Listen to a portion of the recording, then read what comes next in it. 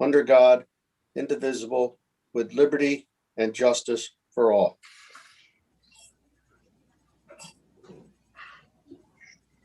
Okay, if we could do the roll call, Noreen, if you could do the roll call, I'd appreciate it.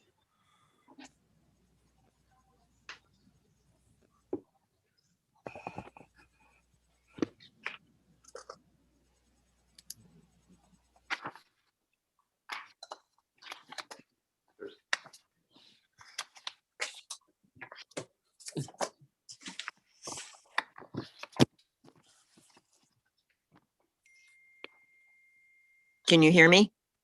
Yes, we can, Noreen. Okay, Yeah. fine. Chairman Payne, Here. Commissioner Claffey, Here. Commissioner Fox, Commissioner Havens, Commissioner Linares, Here. Commissioner Sobieski, Yeah. Commissioner Woods, Here. Commissioner Braverman, Here. Commissioner Gill, Here. Commissioner Haggerty. Here. Okay, all set. Very good. Thank you, Noreen. And, You're welcome. We will sit Commissioner Braverman in for Commissioner Fox. Thank you. And the next thing on the agenda is our approval of the agenda. I'll ask the town planner if there's any changes to the agenda. No, Mr. Chair. Okay, thank you very much, Renata. We'll go right into public participation for items not listed on the agenda. Speakers are limited to 2 minutes. Use the Zoom to raise hand function. If there's anybody out there that would like to speak, now's the time.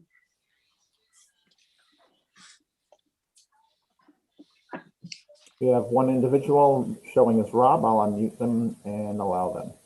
Very good, thank you.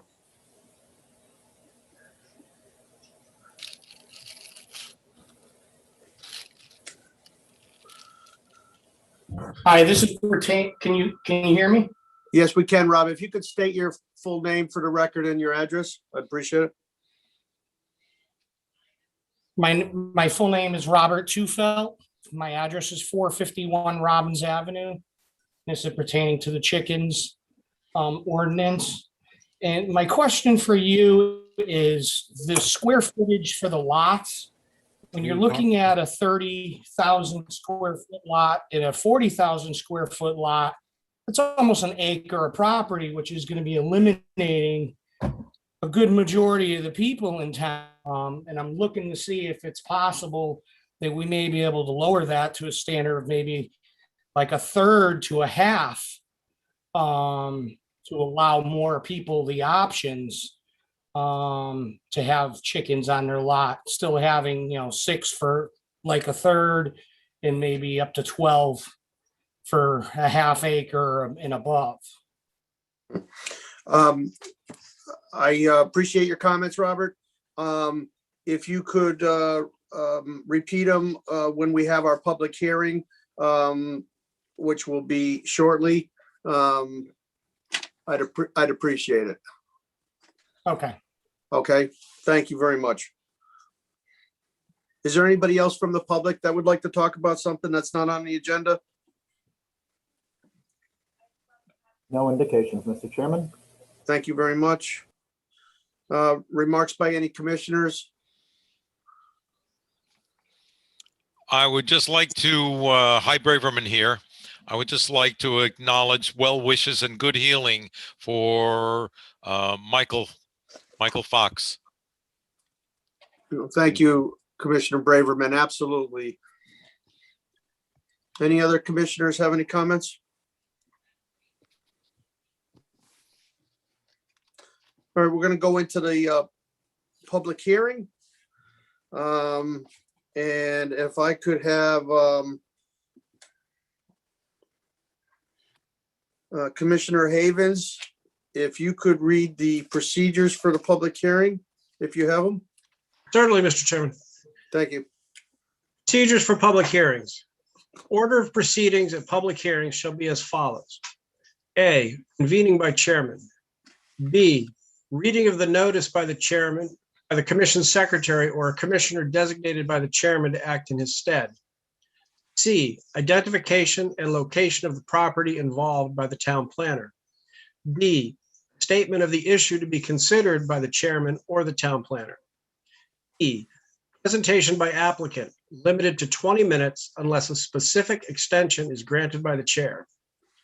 F, persons wishing to speak in favor of the application, limited to 2 minutes per person. G, persons wishing to speak in opposition to the application, limited to 3 minutes per person. H, rebuttal by the applicant, limited to 5 minutes total. I, rebuttal by the opposition, limited to 5 minutes in total. During a public hearing, it shall be within the discretion of the chairman whether the time limitations should be varied slightly, provided the commission consents to any such variance. In no case shall an extension be for more than 20% of the allotment indicated above, or 1 minute, whichever is greater. Thank you very much, Commissioner. And if you could read our first petition, petition 09-21, please. Certainly, Mr. Chairman. Petition 09-21, zoning text amendment to allow the keeping of poultry. Sections 3.1.3, 3.3.5, and 9.2. Newington TPZ applicant. Okay, thank you very much, Commissioner Havens. We'll go right to the town planner, see if she has anything she has to say, and if not, then we'll go to the public. Renata? I do actually, because I did some fairly significant revisions to the original proposal, and I'm going to ask James to show it. To those that are looking at this for the very first time, I wanted to still explain one of the reasons why this came up, or why is this coming up in front of the commission now, is that when I first started here, I inquired as to what was really the department's main cause for number of phone calls, some of the enforcement issues, the things that take our time. And one of the things on that list was this fact that we have a lot of questions and a lot of complaints about chickens. Either people would like to have them, or people have them illegally, the neighbors complain, there are roosters in town, things like that. So I figured I'd propose the regulation amendment so that if adopted, we have clear standards for people in order to know easily, have an easy sort of handbook on what's acceptable method for the town of keeping, if it's allowed to begin with. Several sections of the zoning regulations were amended, but in particular, I had included, as you saw last time, the definition and then the standards for keeping. I have since, based on the public hearing commentary and the discussion at the commission meeting, revised those to address what I thought were the comments that were raised. There was a comment made that perhaps we should limit this, and instead of doing allowing keeping of poultry, allowing of just hens, essentially chickens, but we are prohibiting roosters, so it would be hens. The second revision that I made is in an area where we talk about requiring minimum of 5 acres and essentially treating this as an agricultural use that requires a special exception. There is exclusion for house pets, and in there, if we adopt and allow this use, we have to then exclude the poultry and hence to make regulations consistent. Again, under section 335, there is a question as to whether or not we want to limit this from poultry to just hens. There was a lot of discussion about size of the lots and the fact that perhaps small lots cannot accommodate keeping of these animals.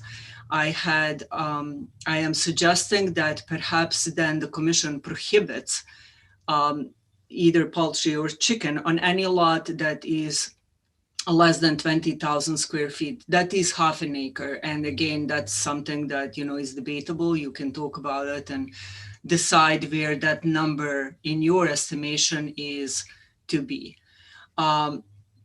We have, to be consistent then with that section, I included this red number 1 that says for those lots, so under 20 in my revised proposal, under 20,000 square feet, they're not going to be allowed. From 20 to 40, we will allow 6, and then from 40 and more, it will be up to maximum of 12, which is the same as it was last time around. I am keeping, same prohibitions in place for roosters and male turkeys. We have talked about making the enclosure certain height and making sure that it's covered on top. So I included language to address that. I had picked an enclosure height of 7 feet. And the reason for that is I'm 6 feet tall. If a person of my size want to go in and clean it, I want them to be able to stand and not be like hunched over. Again, it's an arbitrary number. You can revise it if you wish. We have talked quite a bit about what is appropriate setback. The most that I heard, while there were some variations to this, was most people had indicated that 10 would be okay, although there was at least one commissioner that suggested that we keep it perhaps 25 feet from the property line. With moving the actual enclosure to a minimum of 10 feet, I just adjusted that because the coop is inside the enclosure and I kind of want it a little bit further from the enclosure line itself. So then that coop location went from originally being proposed at 10 feet to 15 feet. And there was a comment that we should include some language with regards to at least bi-weekly cleaning. This revision, as the original proposal, I sent to our health department for review. And they submitted the comment that, this section, subsection G, could be perhaps slightly amended to say, enclosure shall be kept clean and cleaned minimum bi-weekly, just to double make sure that, that message is clear to people. And those are the main revisions. I hope that I had remembered everything that we talked about and that I addressed or at least changed everything that we talked about. Now, whether you approve of the changes or not, that, we're going to discuss that, but I hope that I didn't miss anything that was talked about last time. And that's really all that I have for this revised regulation. Thank you very much, Renata. That was good. Is there any commissioners that have any questions? Commissioner Claffey. A few questions I have are on regarding the setback and the which under line item E for the enclosures. I guess what I'm getting at is we have other structures in this town that we allow, like sheds, which depending on what zoning your home is zoned in will vary for a shed. I think we have to look a little deeper into making, if we want to, if this becomes a size issue to size of lot, there's different setbacks for different lots. Like if I want to put a pool in on an R12, it might be different than an R20. So I think I'm trying to understand our distance and our setbacks, and then the actual coop.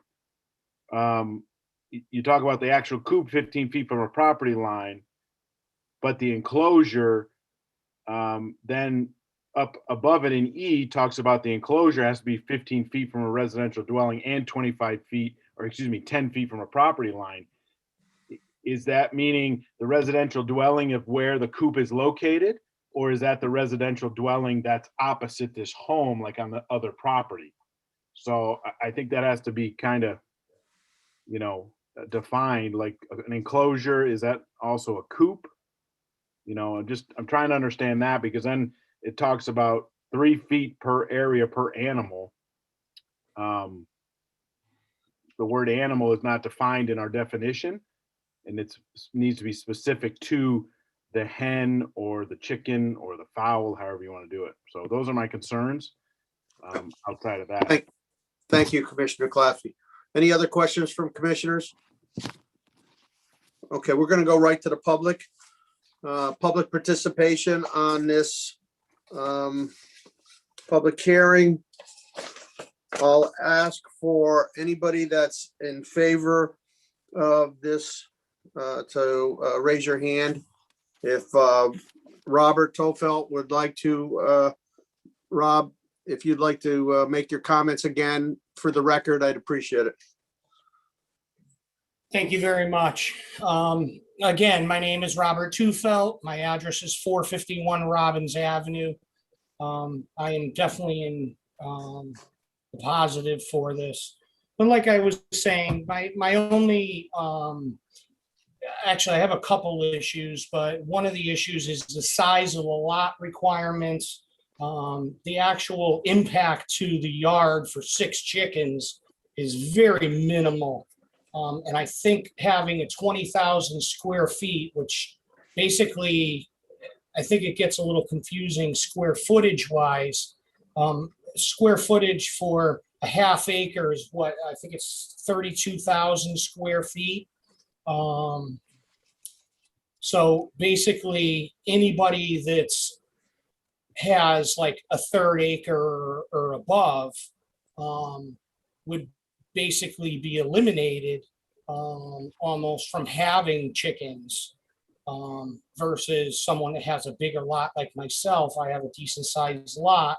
It's not going to limit me to the chickens wise. And my other thing is also enclosure heights. People that build, and I'm going to be perfectly frank, I have chickens at my house. I've had them for a while. Town's aware of it. But I have a situation where I have built something that looks like, you're going to have to research it if you don't know what it is, but there's something called a yurt. So it's not your standard. Can you hear me? Yep. Hello? Yes. It looks like my connection went down for a second. Anyways, but there's something called a yurt, and a yurt is something that's having it only 7 feet doesn't allow you, especially being in the Northeast, having slope on your roof of your pen or your coop. Like I know previously, I forget what her name was, but she was talking about the difference between the pen, consider the hen house. I call it the hen house. Hen house is where they go to sleep at night versus the coop, which is where they spend most of their day. Mine are joined together. They don't move around. So I have a decent size, I believe it's 16 feet. Basically, I repurposed a trampoline as my walls, and then I built a grid system as a roof for it. And I believe at the very crest of the roof, and it's, like I said, if you know what a yurt is, it'll explain it to you. But I think it's 16 feet tall at its crest. But then at the edges, it's only 7 foot. So I have a decent amount of slope for situation where snow and stuff like that, you're not getting loading on the roof. And basically that's my major concerns, is the size of it and the amount of square footage needed to have chickens, is my major concerns with this proposal. Okay. Thank you. Thank you very much, Robert. Anybody else wishing to speak in favor of this application? Taylor, if you're wishing to speak in favor, please state your full name and address for the record.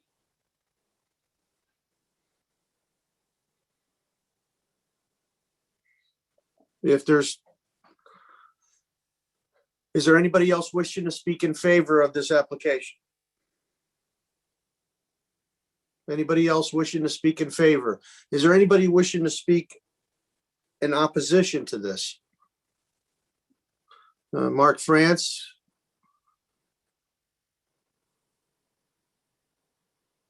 I Hello, everyone. Mark France. Can everyone hear me okay? Yes, we can, Mark. France. Thank you, Mr. Chairman. Mark France, 288 Williamstown Court, Newington. So, after some thought, I opined that chickens, I had to weigh out, are chickens good for children as opposed to having them as pets? I thought about it, gee, a lot of people in town already have them. Why not regulate it? Why not let children have pets instead of video games? A tough decision for me, honestly.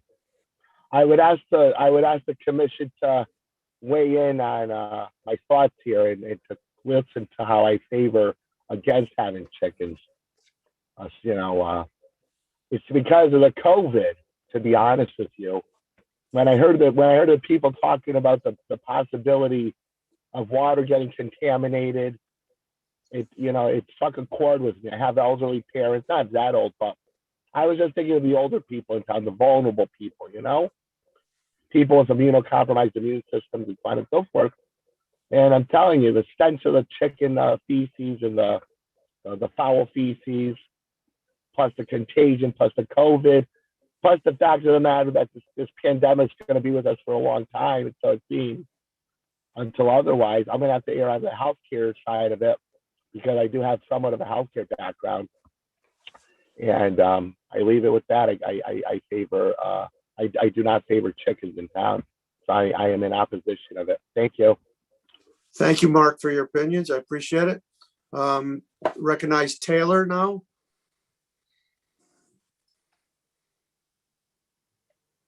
Hi, thank you. I apologize for the issues with my microphone before, but I actually wanted to speak in favor of this. Okay. Could you just state your full name and address for the record, please?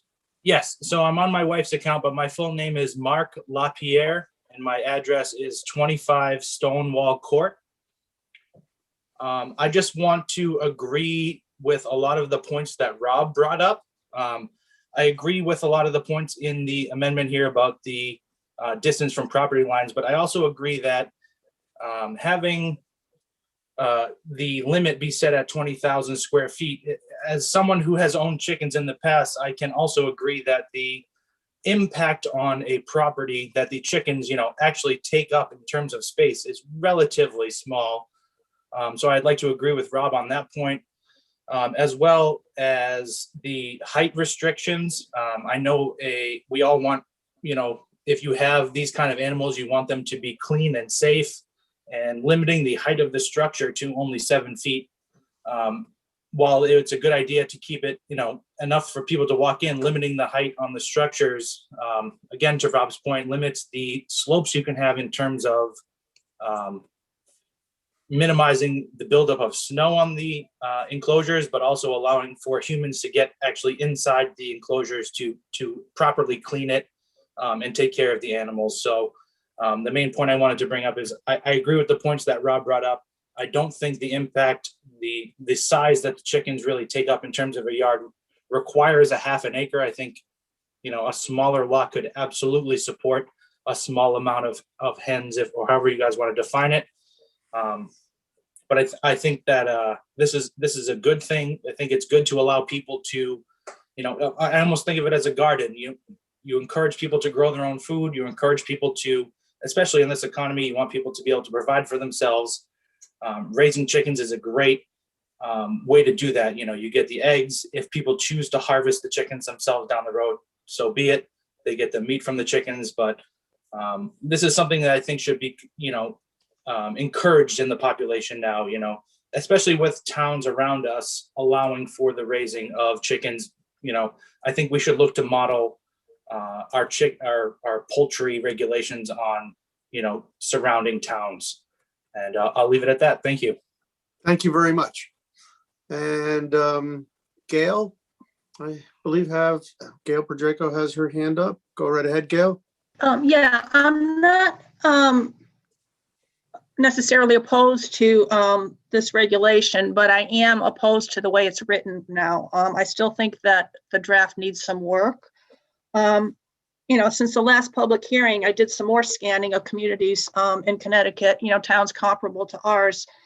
And I still feel that given our density, 12 is excessive. I mean, New Haven, all the way from New Haven, which is very urban, to Willington and Ellington, which is rural, the maximum is 8 chickens. And I think since this is like a new regulation, we shouldn't go for the max now, 12. I think it should be limited to 6 to 8, which all the communities that I looked at seem to be pretty much the standard, because it's always easier to increase the number at a later date, but to try and rein it in after we allow too much, I think is going to be more difficult. So I'd suggest reining it in and not allowing 12, but maybe 6 to 8 would be the maximum.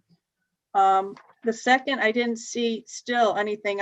I'm still would like to see something about selling eggs as a hobby, or allowing the selling of eggs, or just keeping this for family and owner use. I really think you need to have a statement on that, because I can see, fresh egg signs or whatever going up all over town. And if that's something you want, fine. But if you don't want it, I think it needs to be included in the regulation a little stronger. Thirdly, I looked at a couple of regulations. I mean, our soil here in town is clay. It's not permeable. Water pools. I know if I had chickens or something in my backyard, the water would run into the neighbor's yard. So I suggest adding some kind of site suitability impact. And 2 towns that do have it, they have in their regulations indicating something that sites with slopes, let's say greater than 15%, should be avoided or improved to avoid heavy surface water runoff or hazardous conditions for keeping backyard poultry. I think that's something to consider. And also the same regulations say proper drainage should be provided to avoid collection of water. Water should be diverted from poultry keeping areas and should not pollute surface or subsurface water supplies, nor should runoff be directed towards neighboring properties. I mean, I'm sorry have to say this, but I do think that people will, I mean, if they do it now with gutters, we get complaints about that now. So I think that could be included. And let's see, hang on, just a few more things. Oh yeah, I'm still struggling with the harvesting as to why this is in the proposal. I don't know whether you're getting over, when you get all your requests for chickens, they're specifically saying they want to be able to slaughter the chickens. But all the things I've read is that the recent growth of backyard poultry in urban and suburban areas is for enthusiasts to get fresh eggs or have them as pets.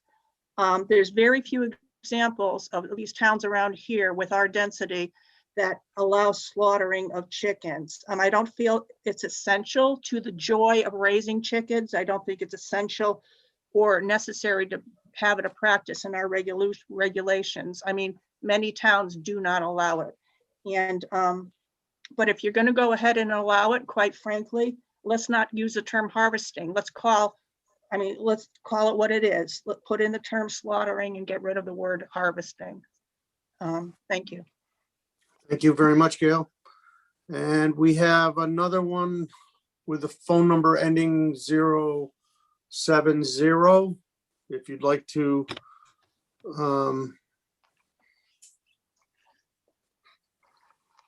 please state your name and address for the record. Hi, Rose Lyons, 46 Elton Drive. I guess I'd just like some clarification. I am looking at the proposed draft regulations, and I'm wondering if you'll discuss them and then they'll be redrafted again to a actual point to where you agree to how you want the wording to be. For instance, in 3.3.5, the keeping of poultry, it's proposed to change it to hens. Well, I'm looking at the definition of hens, and it says a female of any bird. Is it going to be hens? Is it going to be chickens? I just want it to be consistent throughout: poultry, hens, chicken, whatever. And if so, then something else would have to be changed in 3.3.5, where it says roosters, male chickens, and toms, male turkeys, are prohibited. If you change it to hens and chickens, the toms have to come out of the verbiage. So I'm hoping that you're going to go through it as a commission tonight and come up with a final draft, and that there will be another hearing on this so that we can voice our opinions either in opposition or in favor of the proposed change in the text. So it's kind of hard without actually seeing the actual wording in the text amendment to say I'm opposed or in favor of, but at this point, I would be opposed given what I'm seeing here. Thank you. Thank you, Rose. Is there anybody else wishing to speak in opposition?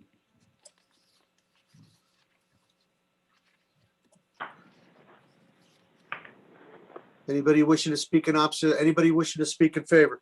I'm going to ask the applicant, Renata, if you could address some of the questions and concerns.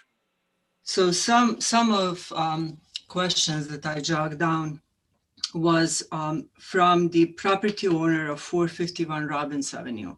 I wasn't certain whether he meant reducing 20,000 square foot down to allow more people to have it on a smaller lots or not. So perhaps I misunderstood that, but that's what I thought that comment was. And like I said, everything that's revised here, it's up for you to, those are arbitrary numbers. So you can look at them and decide whether you feel comfortable with 20,000, 10,000, 30,000, or not at all. This is the discussion by one of the commissioners about the coop and enclosure and the distance setbacks. Coop should be inside the enclosure, otherwise the chicken will run out and be outside of their enclosed areas. So coop is like a little dog house where chickens lay egg and sleep. That structure should be either at the same distance as the enclosure itself or a little bit further from the property line than the enclosure. With regards to enclosure itself, we do allow sheds and other structure that go up to 5 feet to the property line, depending on the zoning district, depending on the height of the structure. There are a number of things that we look at, but we allow permanent structures, or, you know, if I don't call a shed a permanent structure, we allow more permanent structures than this closer to the property line. The idea behind setting distances here is not so much about the structural element itself, but it's about how close the chicken can get to a neighbor's property to avoid some of the perhaps issues that neighbor could have. So, and the way the language is written, the residential dwelling distance applies to any residential dwelling, whether that is the one that belongs to the property owner or the one to their neighbor. With harvesting, that is deleted. I don't remember if I mentioned that or not. It's not in this revised proposal. So that was discussed last time around. I removed it. It was in the original proposal because where I worked before, I didn't have it and people wanted it. So, you know, it's not in here now. The sale of eggs is under this proposal not allowed, but that is also a separate use that when we look at our zoning regulations with regards to home occupations, perhaps we can treat that as commercial activity. 6 hens, I don't know how likely you are collect enough eggs to have some kind of like ongoing egg sale. But again, that is really not so much about keeping chicken in my mind. It's more about some sort of commercial activity from the residential property, which should be, in my opinion, handled through the home occupation regulations. And the last comment was about this definition of hen being birds. We do not have definitions of hen in my zoning regulations, so I'm not sure where that come from. You know, I can call this any which way you want, but I will not get into business of defining an animal. That's just a little bit beyond the scope of this regulation. So we can allow the keeping of poultry, which is defined to include number of other things, chickens, turkeys, ducks, whatever. If we don't like that, we can limit that to keeping of the chicken. And I called it in this revised draft hens because we were prohibiting roosters. So I don't know if I forgot some questions in this, but I think I hit them all more or less. Thank you, Renata. There was one other one about the runoff shouldn't be run towards the property lines. So there was a discussion again at the last meeting about the pathogens, and I'm grateful that I actually received a link to the CDC website where I read on this. But then I read some other research as well. And essentially the way these diseases are to carry, every pet, every animal that we have carries diseases and disperses some sort of potential for people to get sick from it. Chicken is really no different from dogs. I literally typed in Google, like, is it more dangerous to have chicken or dogs? And it like everything comes in that, you know, every animal carries this stuff. Like, I can do whatever you want me to do, but people have dogs on lots that have slopes. They let them in their backyards. I just fail to see the difference and the need for this. Limiting chicken to 6, again, that's okay if you want to do it that way too. I mean, this is not personal feelings for me. Okay. Thank you very much, Renata, for answering some of those questions. We'll go back to the public now, and anybody that would like to have opposition, have anything else to say? Gail? Yeah, I mean, I have the revised regulations are up on the screen in front of us, and it says harvesting. Poultry shall be humanely harvested within a structure. So you still have it in there. Well, it's not supposed to be in there. I apologize. You know what? I do apologize. I meant to delete it and I must have forgotten, but that is, thank you for catching that. Okay, thank you. That's one of my main concerns. But the other regarding the slope, again, it's not just necessarily pathogens. It's just runoff and waste. So it's just make sure it's not directed towards a neighbor's yard. I mean, I don't think that's unrealistic to add, because I certainly wouldn't want feathers or waste or feed or something pooling in my yard if I was downstream from a chicken owner. Okay, thank you. Thank you very much. All right, any other public that would like to speak? Mark France? Yes, hi, Mark France, 288 Williamstown Court once again. I have to can you hear me okay? Yes, we can, Mark. Thank you, commissioners and Mr. Chairman. And Renata, with all due respect, I do have a question.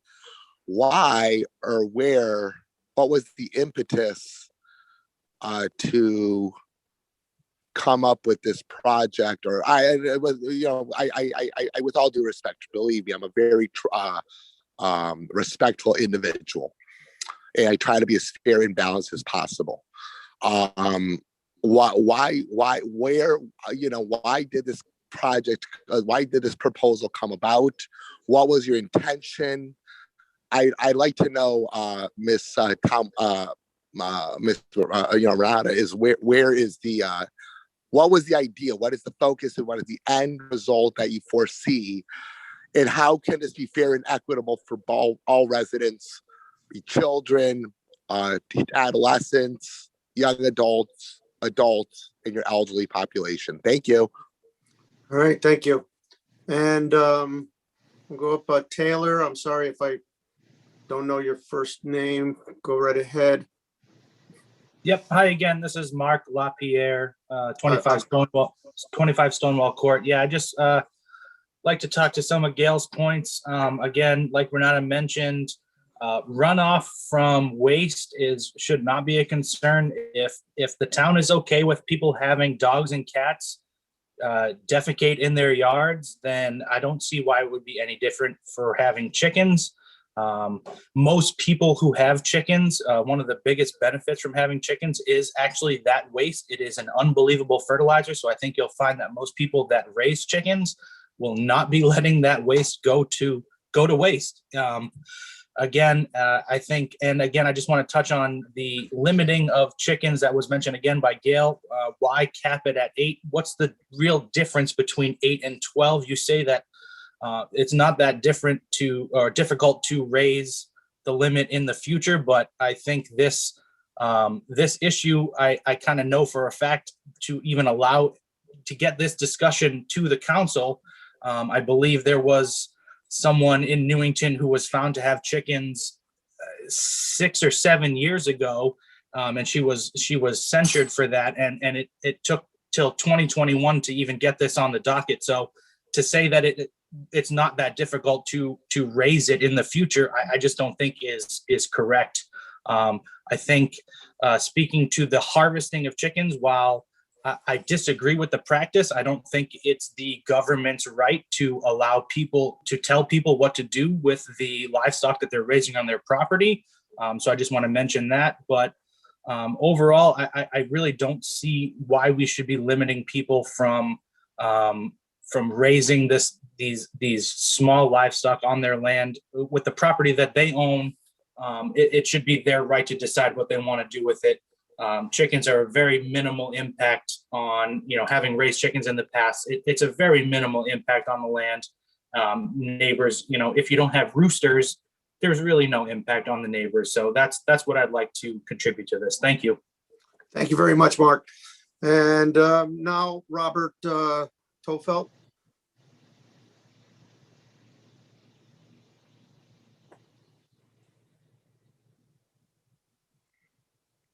Hey, Robert, can you hear me?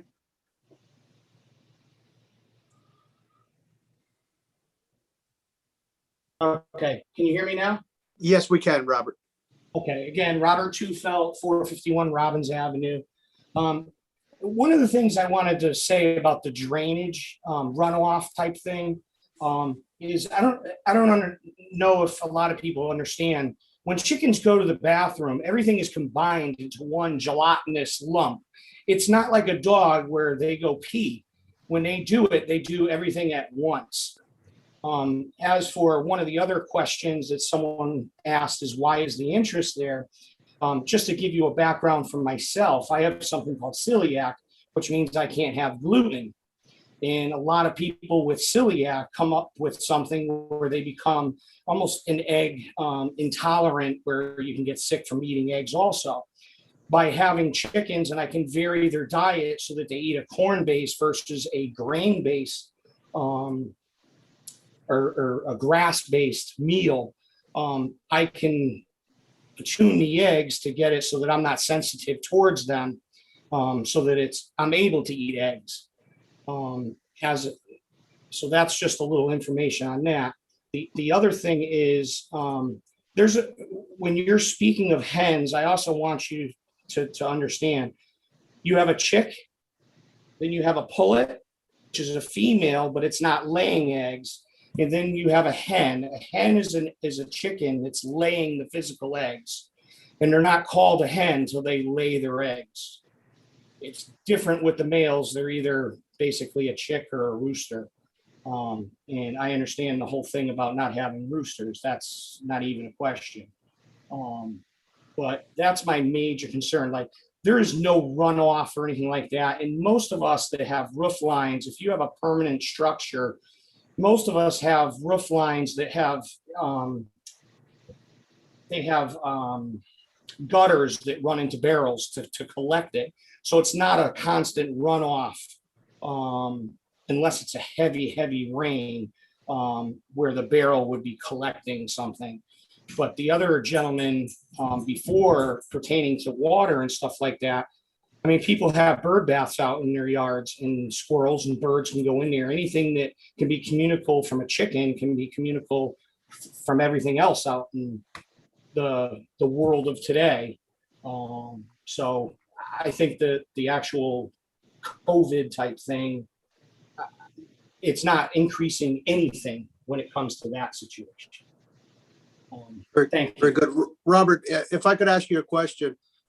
Yes. Was wondering your opinion on the amount of chickens allowed and how many do you have? Okay, I currently have 9.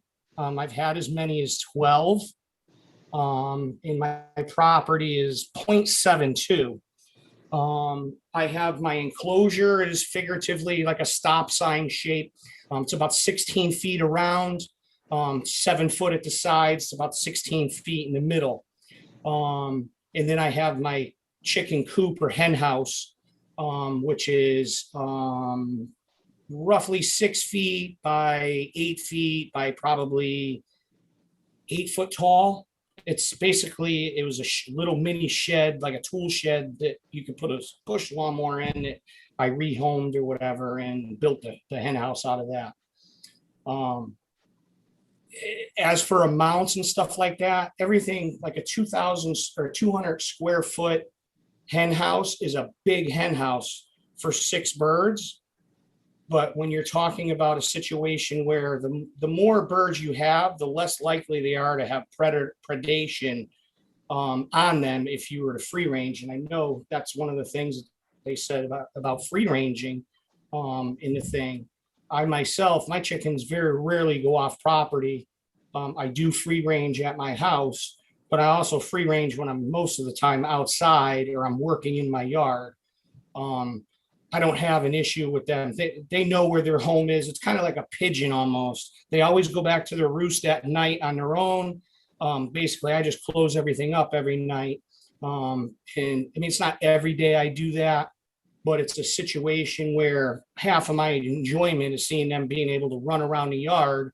And they eat ticks, all different types of worms, any type of lawn grubs, every type of bug you could imagine. They go in, turn things around in your flower garden. So if you have a beautiful flower garden, they're going to be in there rooting around, and they will basically remove any of the bugs that you have in your yard. So chemical wise, I think it's phenomenal because I don't need to spray any chemicals in my yard to treat my lawn.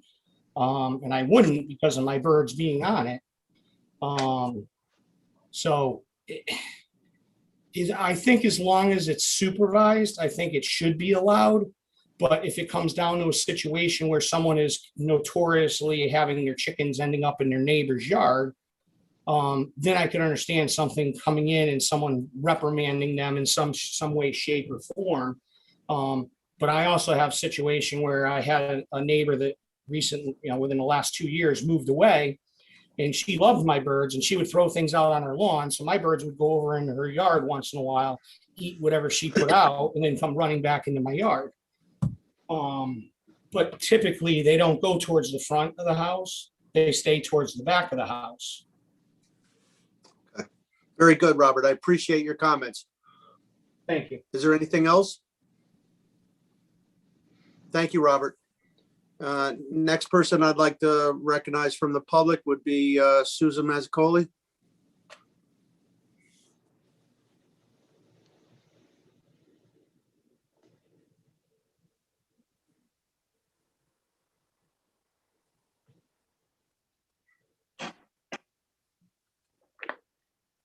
Can you now hear me? Yes, we can hear you, Sue. Yep. Okay, because I started to talk and then it said unmute. Okay, Susan Mazzacoli, 149 Harris Drive, Newington, Connecticut. I've been listening the last 2 meetings. It seemed the reason this became an issue before TPZ was, and I hate just saying your name, Renata, but you didn't say your last name and I don't know it, so I'm sorry. Renata had noticed that there was unregulated homes that had chickens in Newington, and that, you know, if this was something that was going to happen, it should be regulated. And I may be wrong in my interpretation, but that's how I saw it. So that makes sense. Rob seems like a very responsible owner. On the other hand, there's people who aren't. And what I'm concerned about is there somewhere in this language where it says a penalty for not following the rules? And also, is it monetary? Is there a dollar amount attached to it? Also, I'd like to know, is there like a warning, like first warning, second warning, third warning, you get charged a certain amount of money, so that you don't do it again? Also, I'd like to know is, with this situation, being the case that more people want to do this now that it's going to be regulated and they're aware of it, certainly has become a popular subject on Facebook, is if we get more people having chickens, does that mean we also have to hire more employees to check on those people who have chickens and to see if they're following the regulations? Right now, Rob obviously had a wonderful situation, but it was illegal. Nobody said he could do that. The town said, nothing in the town said that he could have those chickens. So where was the regulations? Where was the inspector? I just don't understand that part of it, and I'd like some answers on that. And I don't know if the charge or the punishment or whatever you want to call it would be included in the language, or is that something separate? Like any zoning violation, there's certain categories of what you would punish or charge a person. So hoping that can be part of the discussion and you can answer those questions too. Thank you very much. And Rob, thank you for being a responsible chicken owner. Thank you very much. Appreciate your comments. We'll take those into consideration. Next person I'd like to recognize would be Rose Lyons.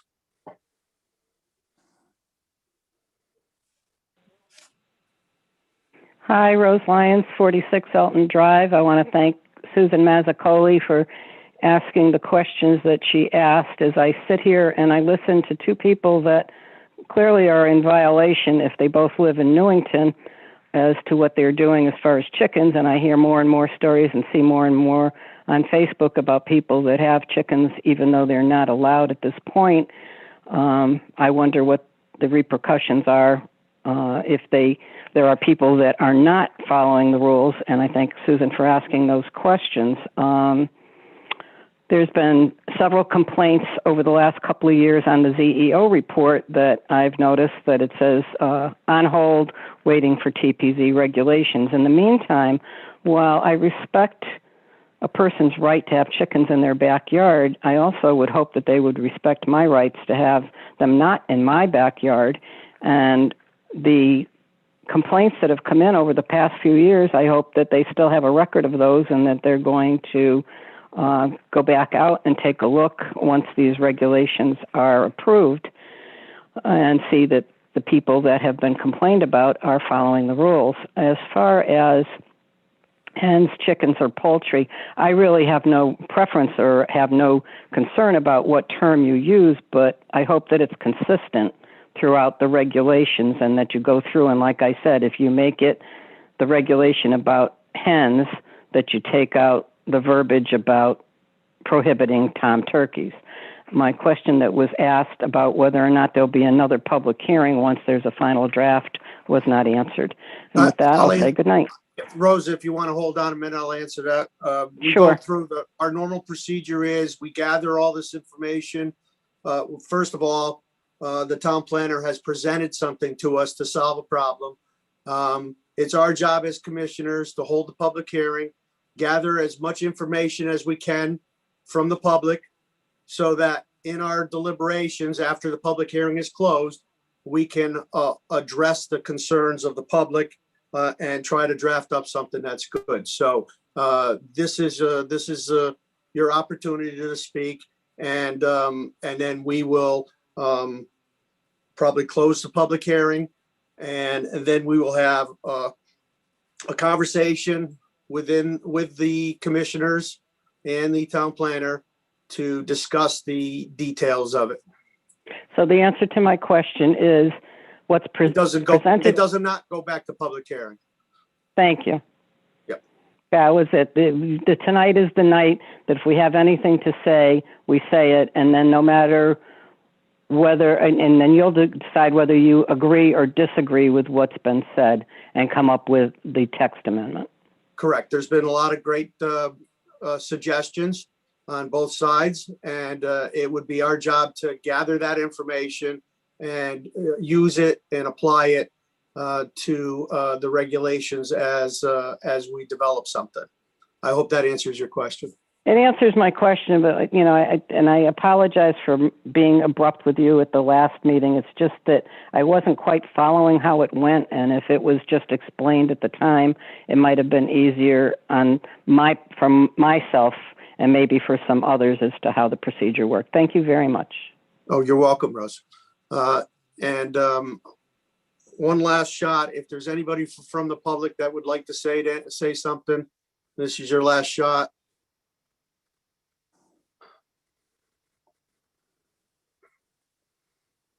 Anybody have anything? Just jump right in if you do. State your name for the record. Robert or Mark, you're all set?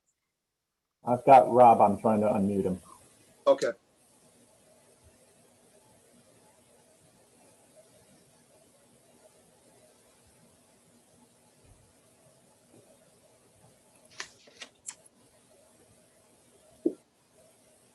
I'm not sure if Rob went out because now I see a Shannon Telfeld.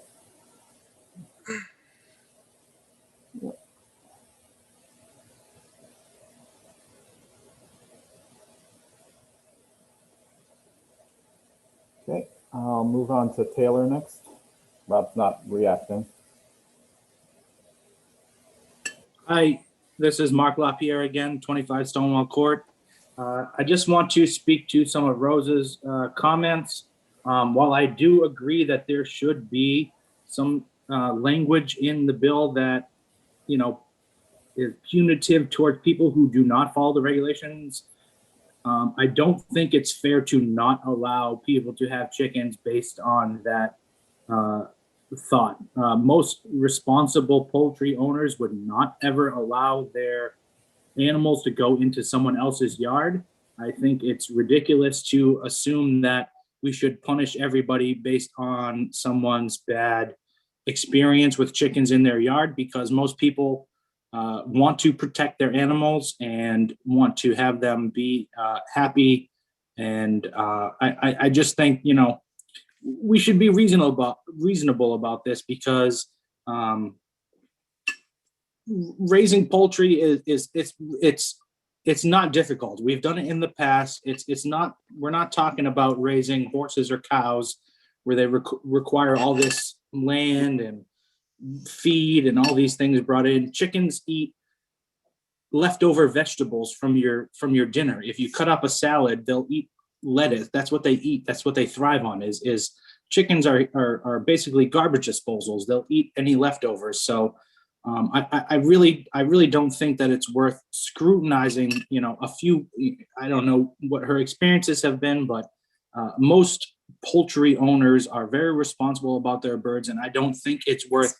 I think this bill, if you put it in the bill to punish people who don't follow the regulations, that's a very good thing, but that will allow people who are responsible poultry owners to raise their animals in a controlled manner and keep the rest of the public happy. Thank you. Thank you, Mark. And we want to move right down to the line there, James? Yeah, Sure. I just went with Shannon Telfeld. Mm-hmm. Hi, I'm Shannon. I'm Rob's daughter. Hi. Could you just state your address for the record, please? 451 Robbins Avenue, Newington. Thank you. So say that I think as a child of somebody that has had chickens, I just think that chickens in general are just a really good part of the family. They're very good for development for children in general. Also, I think that if anybody has any opposing statements against chickens or having them in Newington, just know that there are a bunch of people in other towns close by to us that have chickens also. And I just think that being surrounded by other towns with chickens, it's like, it's definitely nice to have chickens near us. So I think if, because they have chickens, it's like, I don't know. It's very nice to have chickens, honestly. Just chickens in general are just a very good part of the family. And they're definitely for most people. Very good. Thank you very much for your comments. I appreciate it. Actually, can you still hear me? Yes, we can. I'm sorry, this is Rob Tufelt again. Go ahead, Rob. I don't mean to jump on her thing, but I lost my mouse. That's why I didn't respond back. If there's anybody from town planning or anything that has any questions, I'd be more than happy to have anybody stop by my house, talk to me about the chicken. If they have questions on the chickens, come see my coop, whatever. I'm not hiding. I've been out and I understand there's a woman. I know that technically I was breaking the law. But when you have a situation where your child is asking for something and I kind of weighed the odds out and said, you know what, years since we've had them, right, wrong, or indifferent, I understand it was a wrong situation. But for me personally, it's been nothing but rewards in the sense, on a personal standpoint, not against the town. I'm definitely not throwing poo towards the town at all. They've been nothing but accommodating for me. And I just want a situation where I have the ability to change something that I feel. We pay taxes in town. 100 years ago, there was very few shops. People had chickens in town here. It's something that, because everything is more uppity, property values, people look at everything, little things here and there. Chickens have such a small impact on the environment around them that if you stick to a bi-weekly, which is twice a month, I mean, you're out there feeding them every single day almost. You're out there watering them and stuff. If you're housing them for a pet's sake, you're not housing them just specifically for eggs. You're not just leaving them out there.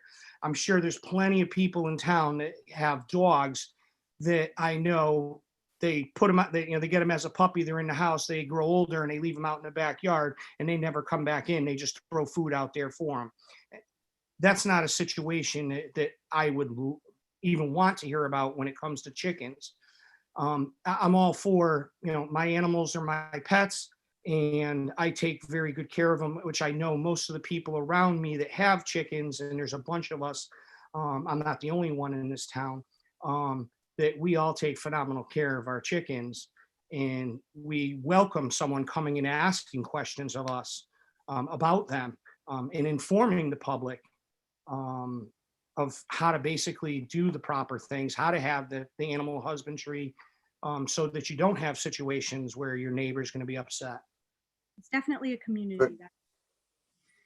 Very good. Thank you very much for your comments. I appreciate it. And you're one of many people that do have chickens, and that's why we're addressing it. We have Chris would like to speak. Go right ahead.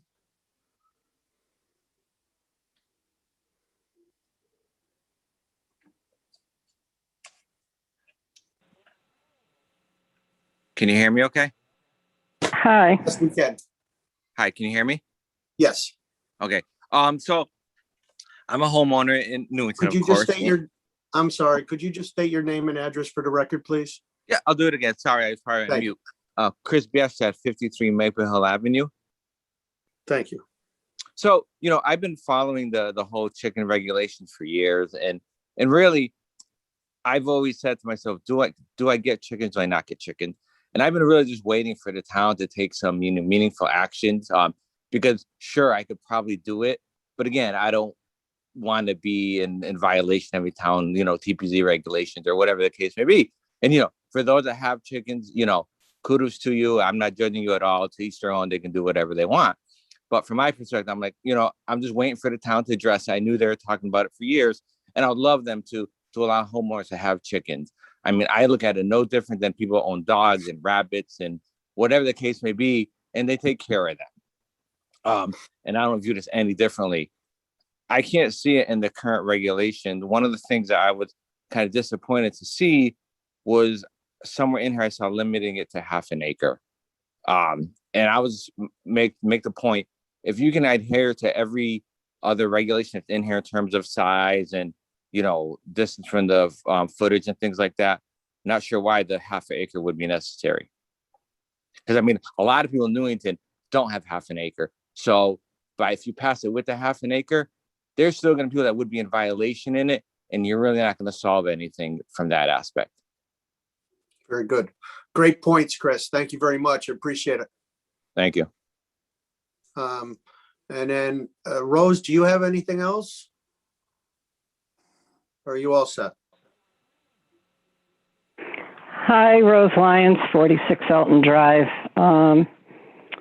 In response to my comments about people being penalized if they do not follow the rules, I've been here many years in this house, actually 73 years, and I've seen boa constrictors in the houses. I've seen rabbits and whatever else, dogs, cats, the whole shebang. I'm just concerned, and not for myself, because people on my street have chickens, and I wouldn't have even known they had chickens if they didn't tell me.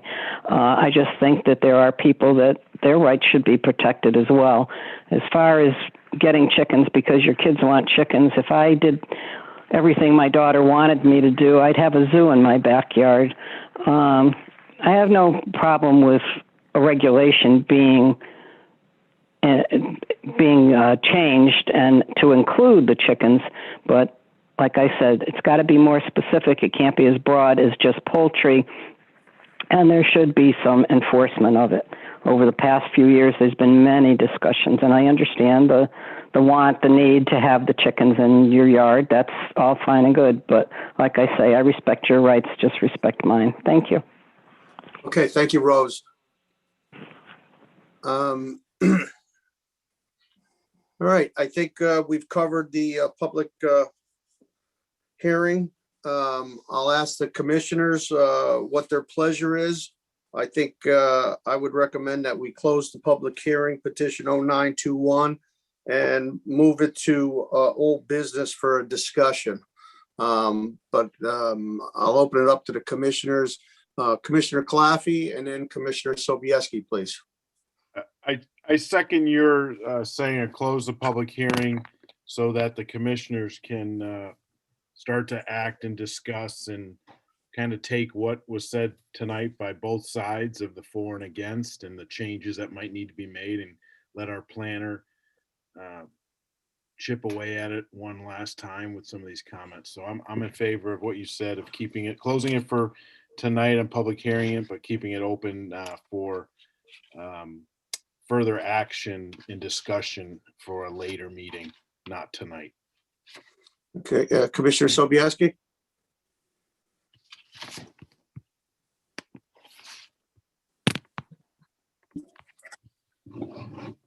Yes. One question, one thing I want to make clear. Looking at the R20 zone, the R12. Well, we're not. No, let me finish, please. One of the other commissioners brought this up. It clearly says 10 feet off the property limit. That's what I wanted to say. As far as closing it, yes, I agree closing it. Okay, we can address that point that you have when we discuss it under old business.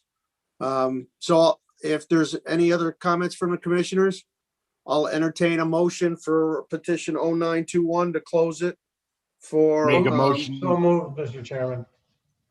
Okay, motion made by Commissioner Woods and seconded by Commissioner Claffey to close petition 0921 and move it to old business for a discussion.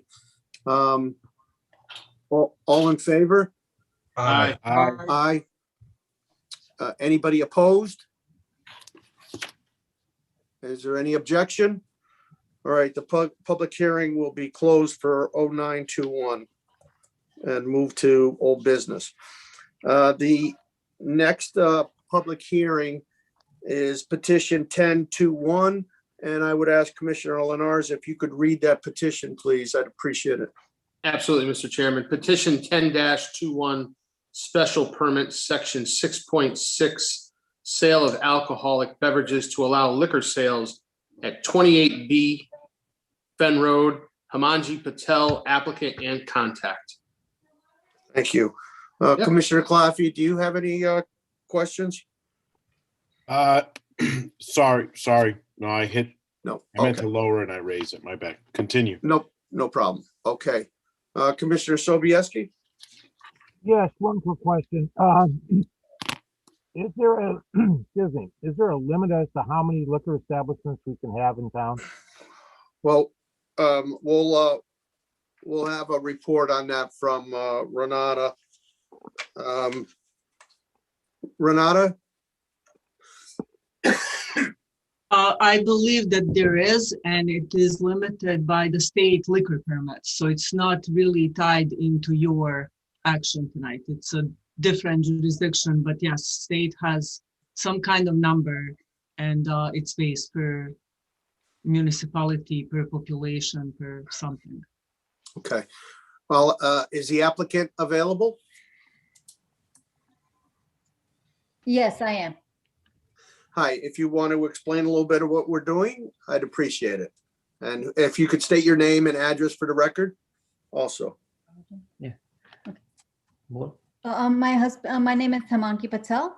I live at 283 Willets Avenue, New London, Connecticut. My husband is Hi. also with me. I'm Vinesh. We live at 283 Willets Avenue, New London, Connecticut.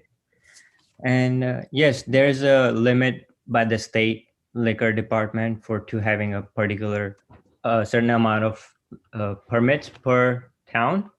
Every town has specific numbers of liquor license available according to the population.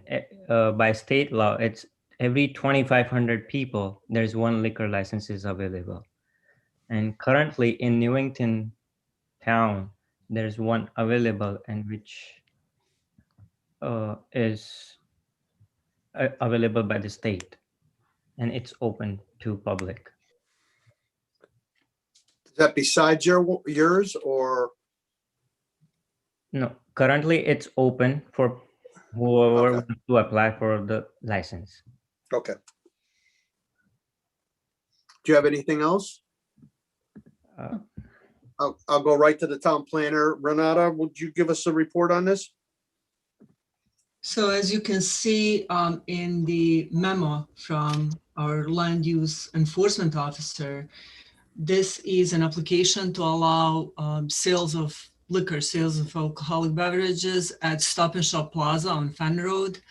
There used to be another liquor store there that has closed since. So there is right now no other sales of liquor under package store class under like there are different classes of the liquor permits, and this one there is no other ones that sell liquor out there.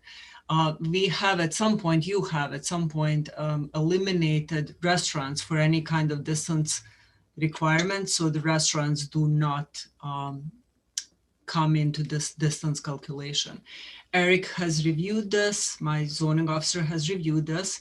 He had looked at it from the special exception permit standpoint for the specific regulations as pertain to this kind of use under 6.6.4 of the zoning regulations. Those are essentially the distance regs.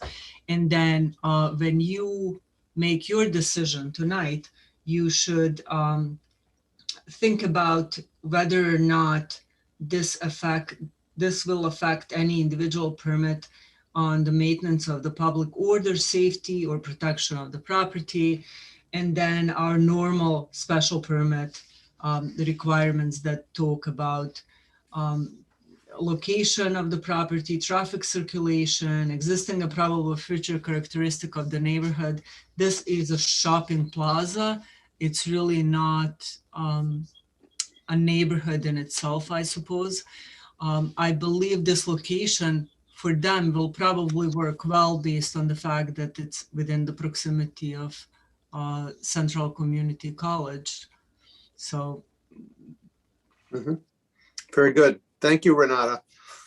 All right, we'll go right to the public. Is there anybody from the public to speak in favor of this application? Please raise your hand.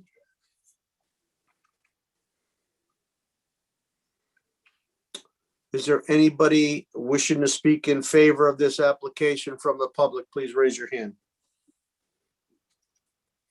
Is there anybody wishing to speak in opposition of this? Go right ahead. Like to say thank you, Renata. This is our first time for, like, I couldn't explain it. It's just like to add that location is in a commercial zoning.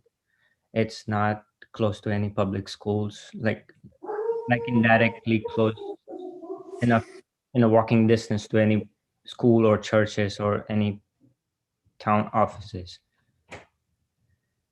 And as you said, there used to be a liquor store in that plaza a few years ago, but they filed a bankruptcy, and that's why there is no more liquor store in that plaza in the shopping center. That's very good. Thank you very much. Is there anybody else in the public that would like to speak either in favor of this application? Anybody wishing to speak in opposition? Mark France?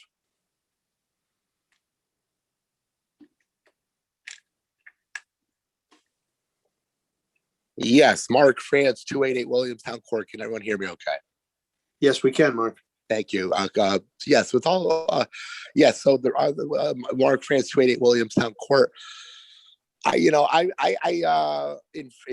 understand that the applicants want to go ahead and thrive and grow their business, and that's, I guess, that right should be granted in Newington. I just was wondering, just to, if you've thought of the thought that, during these times, I think there's enough package stores in Newington, to be honest with you. I'll tell you what, alcoholism, to be honest with you, is very deadly. And we're living in times where people are despairing, okay? And not to be emotional, not to be, let's look at it from the point of view of a person who has one more alcohol place to go to get drunk. And I will stand on my own 2 feet on my ground in opposition of this, because I personally am pro sobriety, and that's just my own personal stance.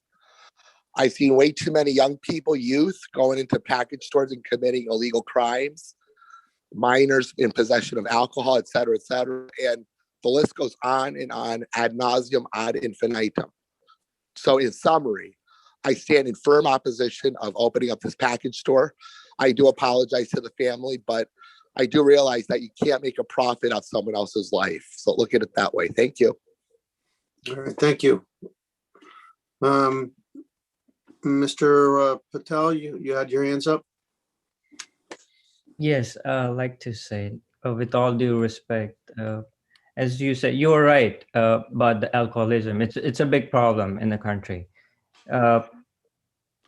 But there's another thing, like recently, few lobbyists and some people from the Democratic and the Republican Party, they tried to pass a law for the grocery stores about the wine laws. They wanted to regulate the wine and a beer to the grocery stores like Walmart, Target, Costco, any big box stores, basically.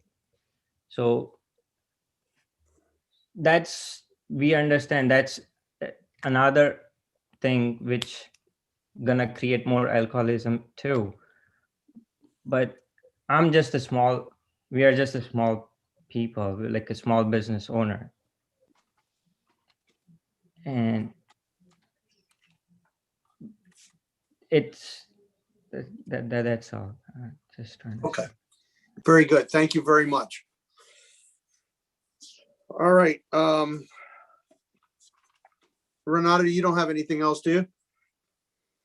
No, I will just, and this is probably not necessary for the commission, but for the general public, the nature of special permit use is not a use that is to be discouraged.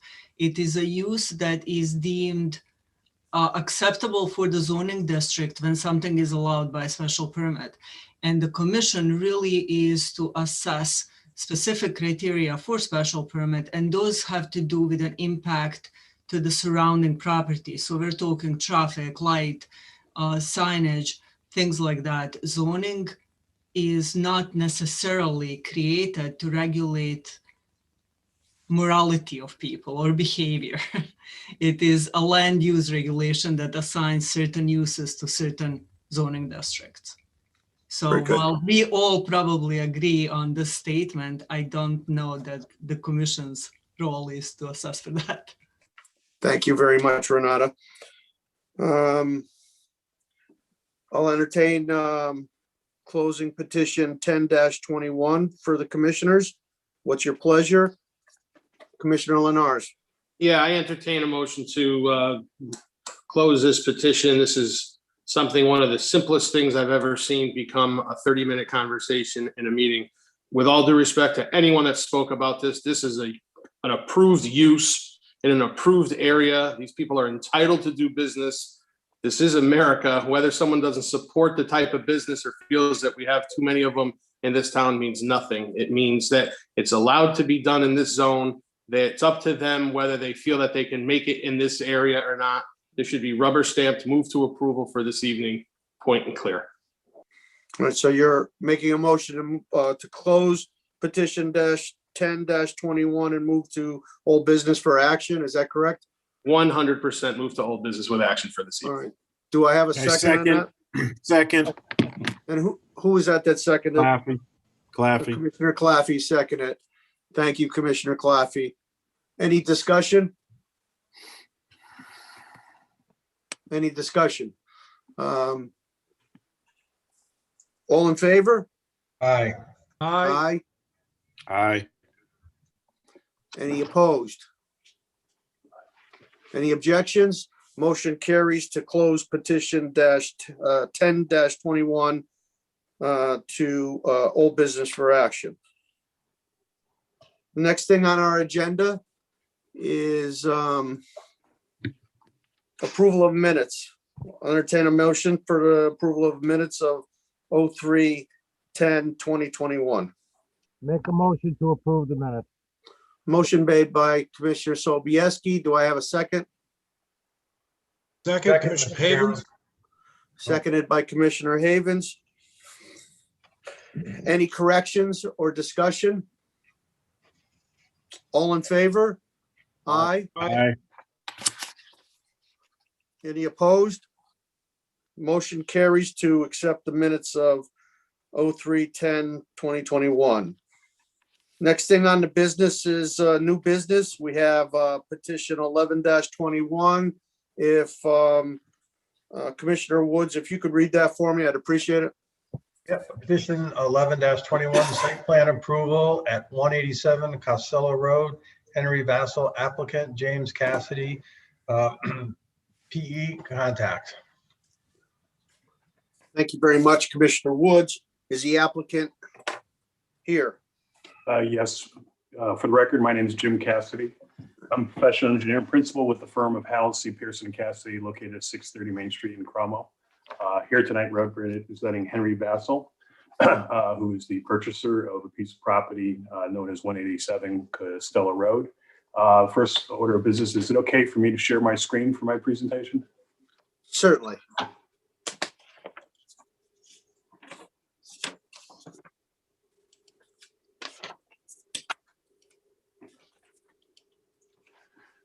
Can everybody see my screen? Yes, we can. Okay. So again, for the record, we're here tonight representing Henry Vassal, who is the prospective purchaser of a piece of property located at 187 Costello Road. We're seeking a site plan application to allow Mr. Vassal to operate his business as a contractor's business out of this property. It's also known as lot number 5 Costello Road. Costello Road is a cul-de-sac that comes off of the Berlin Turnpike next to Ashley Furniture. The property is not the very last lot on Costello Road. It's the second to the last, but it's just north of the Costello place. The next plan I have up is an existing site photo. The site itself, outlined in red on this plan, consists of about 1.4688 acres. It does or was previously approved for a contractor's yard. It was operated by Williams Construction. You can see the majority of the site in the center is disturbed. Off to the right, or the east on this side, is the cobblestone condominium development. Off to the north or upper portion is additional vacant property within the Costello Industrial Park. I believe you actually have a site plan that was previously approved for that site too, for a similar type use. To the left is Costello Road, and then off onto the south is the Q-Smart storage facility. Property is zoned PD, Plan Development Zone. Again, the majority of the site is cleared today. There was basically a lean-to type structure to the back portion of the property, almost up near the back property line. Topography for the site is sloping from the easterly property line in a westerly direction all the way down to Costello Road. It's got I'll say a moderate grade of about 7% elevation at the back property line. It's about elevation 140, going all the way down to about elevation 130 at the road. It's about 10 feet across pitch across this property. What Mr. Bass would like to do is simply construct a new building, get rid of the Quonset or temporary structure that was to the back portion of the site. He would like to put a new structure in that same or almost that same location. The structure is basically a garage structure. Mr. Bassel has a construction company that does emergency utility work, in addition to some snow removal work during the winter months. So he's looking for a place to store some of his equipment. The new building will be a one-story concrete and steel building. The depth is 40 feet with a width of about 80 feet, with 4 garage doors on the front, and then 1 passage door also in the front.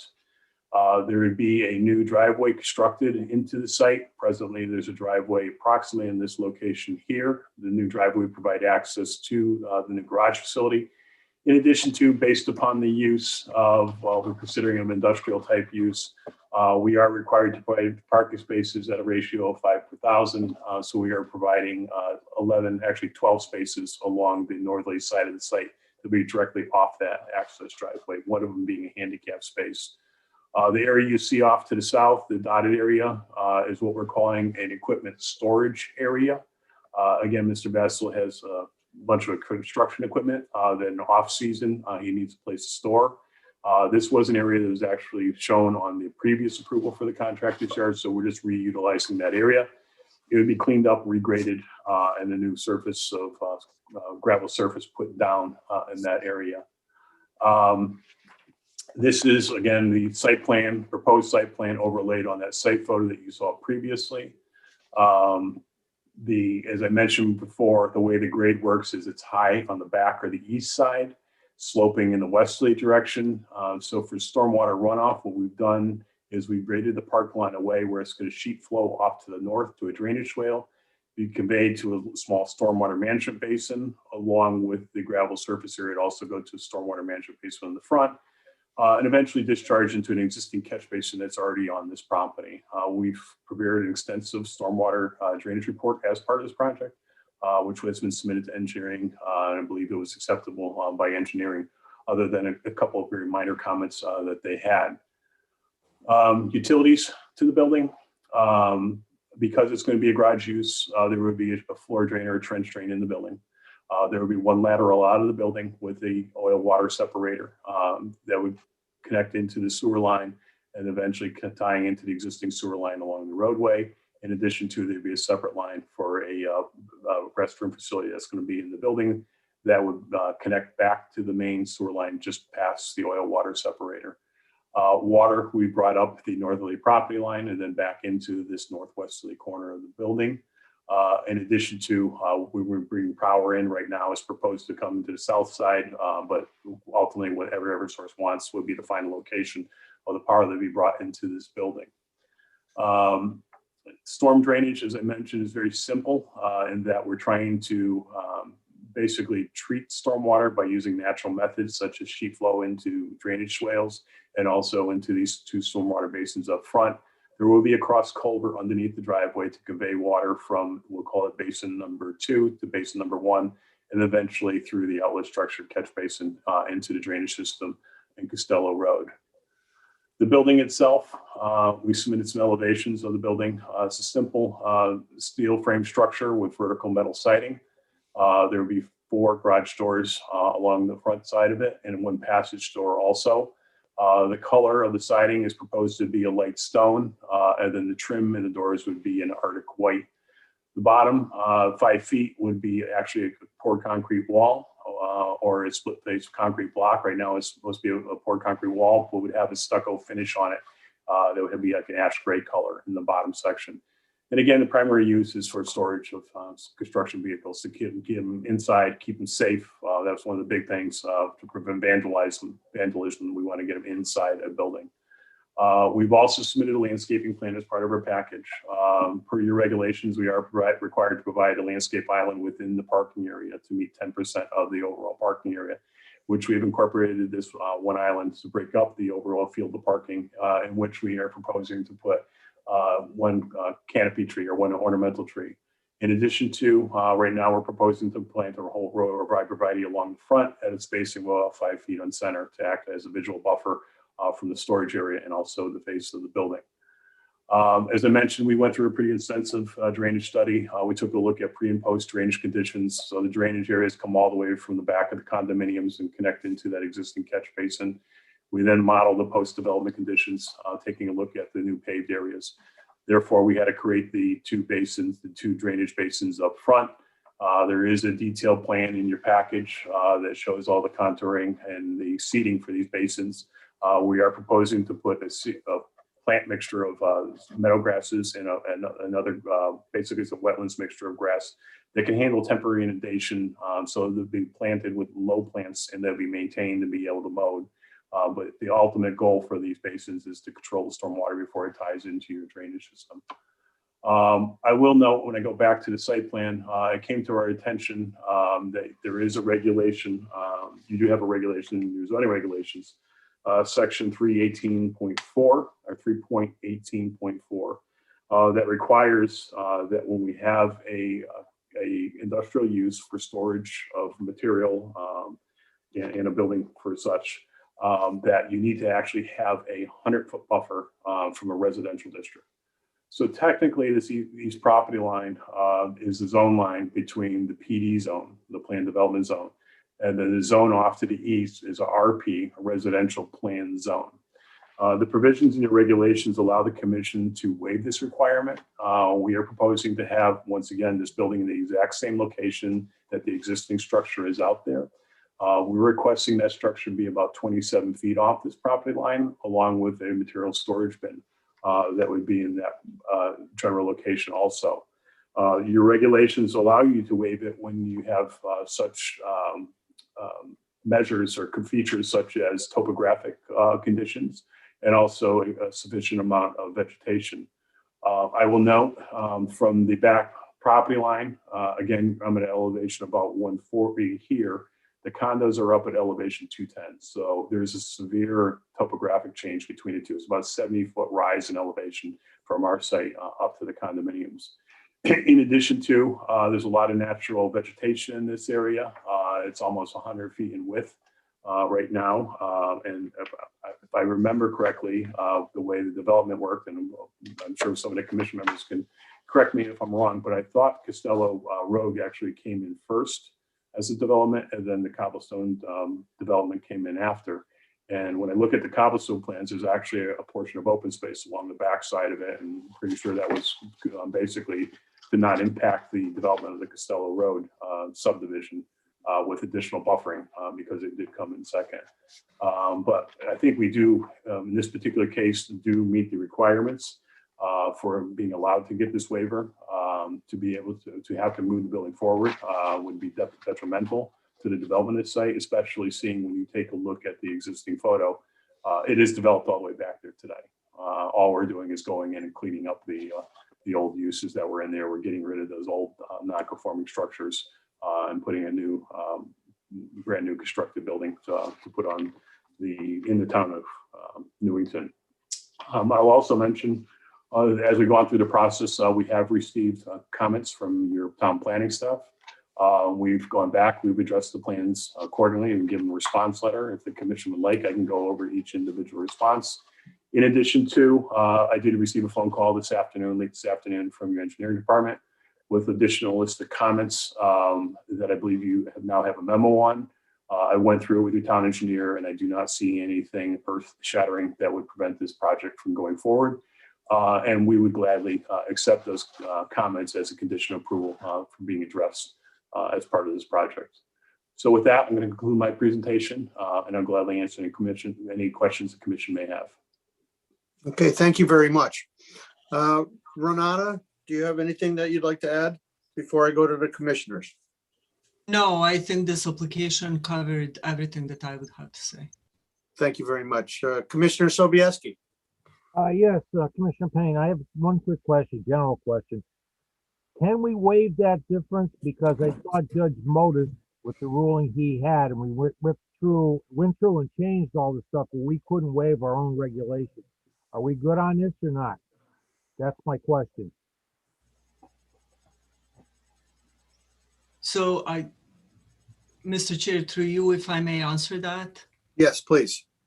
Waivers are allowed and will withhold in court if they have specific standards set in the regulations under which you can waive the requirement of the zoning commission, of the zoning regulations. So in this particular case, James, if you don't mind displaying my motion for the waiver request on this, please.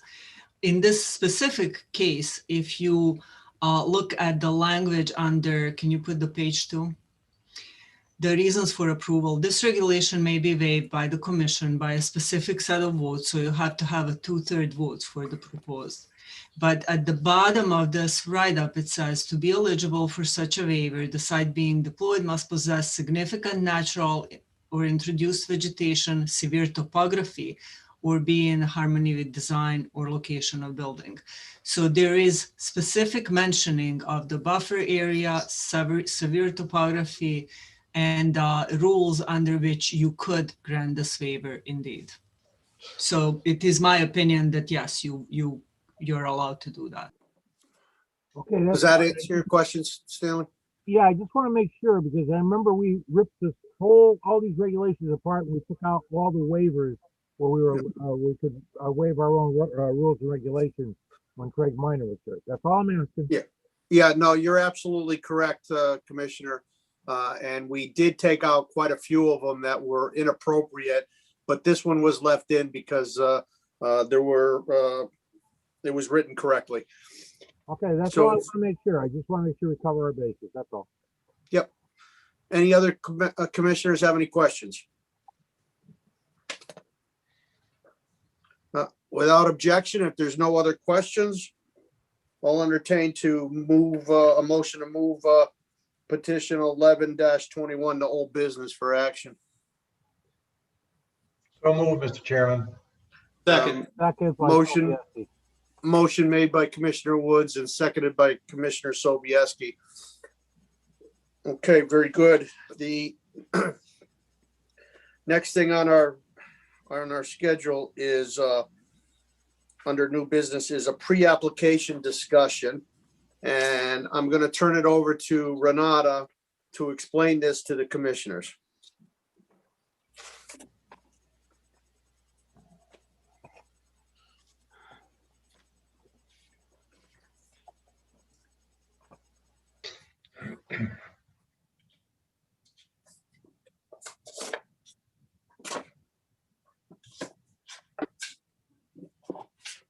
He's muted.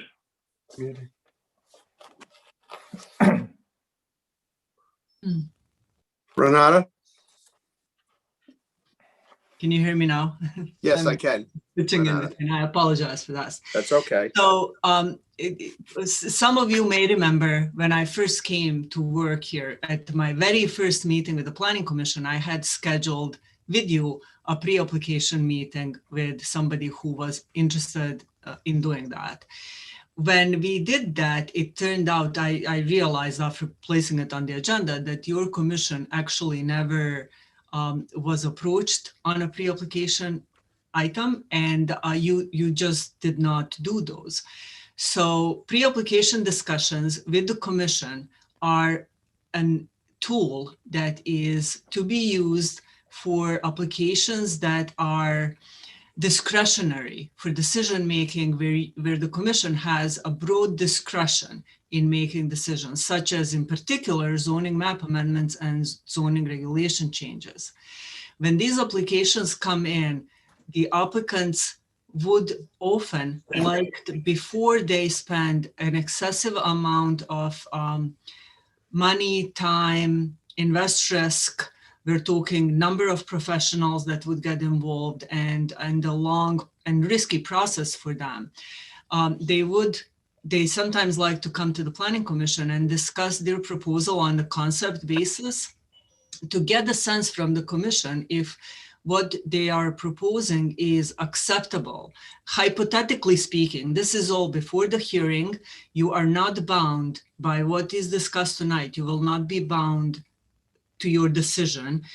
I strongly encourage you to share your comments and share your suggestions, especially if you have some specific hesitations or if you're opposed to the project. The whole point of this is to, if you truly hate it and there is a good reason for it, say it now so that they don't go through like a spending of tons of money and time in preparing something that will ultimately be denied. That being said, you are not making any decisions tonight. There is no action that is taken. If you have any questions, please defer to me. I can see that attorney for the applicant is present in the room, and he is very well versed in these proceedings as well. So we are both here to answer any questions on the process. Hey, thank you very much for that explanation, Renata. And we'll go to the applicant to make his presentation. Okay, good evening, Mr. Chairman, members of the commission, Town Planner Bertotti. For the record, my name is Chris Smith. I'm a land use attorney with the law firm of Alter and Pearson, and I appear before you this evening on behalf of the Grossman Development Group and Criterion Development Partners concerning, as your town planner, as Renata indicated, a pre-application presentation to the commission concerning what we believe is an exciting site development proposal for property located on the Berlin Turnpike. And first, we would like to thank both you and your town planner for affording us the opportunity to appear before you this evening with this pre-application discussion. And as Renata indicated, and it was provided, it's actually in your memo, your application that someone has to sign and submit to you requesting this opportunity to appear on your agenda and appear before you. And this is authorized by section 7-159B of the Connecticut General Statutes, which makes it very clear, as well as your application form that I believe your town planner has prepared, that this is an informal and non-binding proceeding. What we'd like to do is present to you a vision that our clients have, the team has, for the site development proposal, and then to hopefully receive input back from you as town planner Bertotti indicated, that if you think this is just terrible, it's the worst thing you've ever seen, please let us know, and we'll take that into consideration. And if you think that it may have potential, if you could share that with us. And it's non-binding. We could file something, you can deny it, and on the flip side, we could file something that you initially thought might not be what you would like to see on the property, and ultimately approve it. So again, it's non-binding.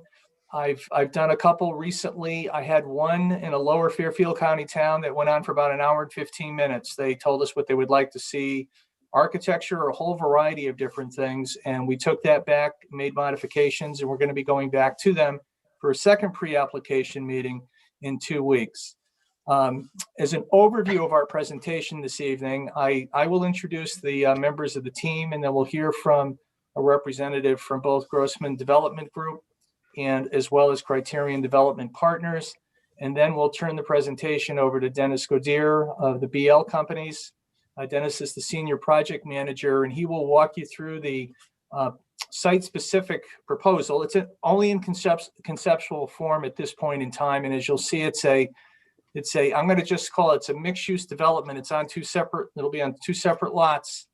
But it does involve a commercial as well as a residential component, and the residential does provide for multifamily apartments. And you'll hear, I'm just giving you just a little overview. You'll hear shortly from members of the team that this is very similar to a community, very similar community that was recently approved, and it's been completed and it's up and running by both Grossman Development Partners and Criterion Development, the Grossman Development Group and Criterion Development Partners up in Shrewsbury, Massachusetts. So at the outset, on behalf of the Grossman Development team, we have Howard Grossman, President, Managing Principal, and Jamie Anderson, Senior Project Manager. I think we'll be hearing from Jamie shortly.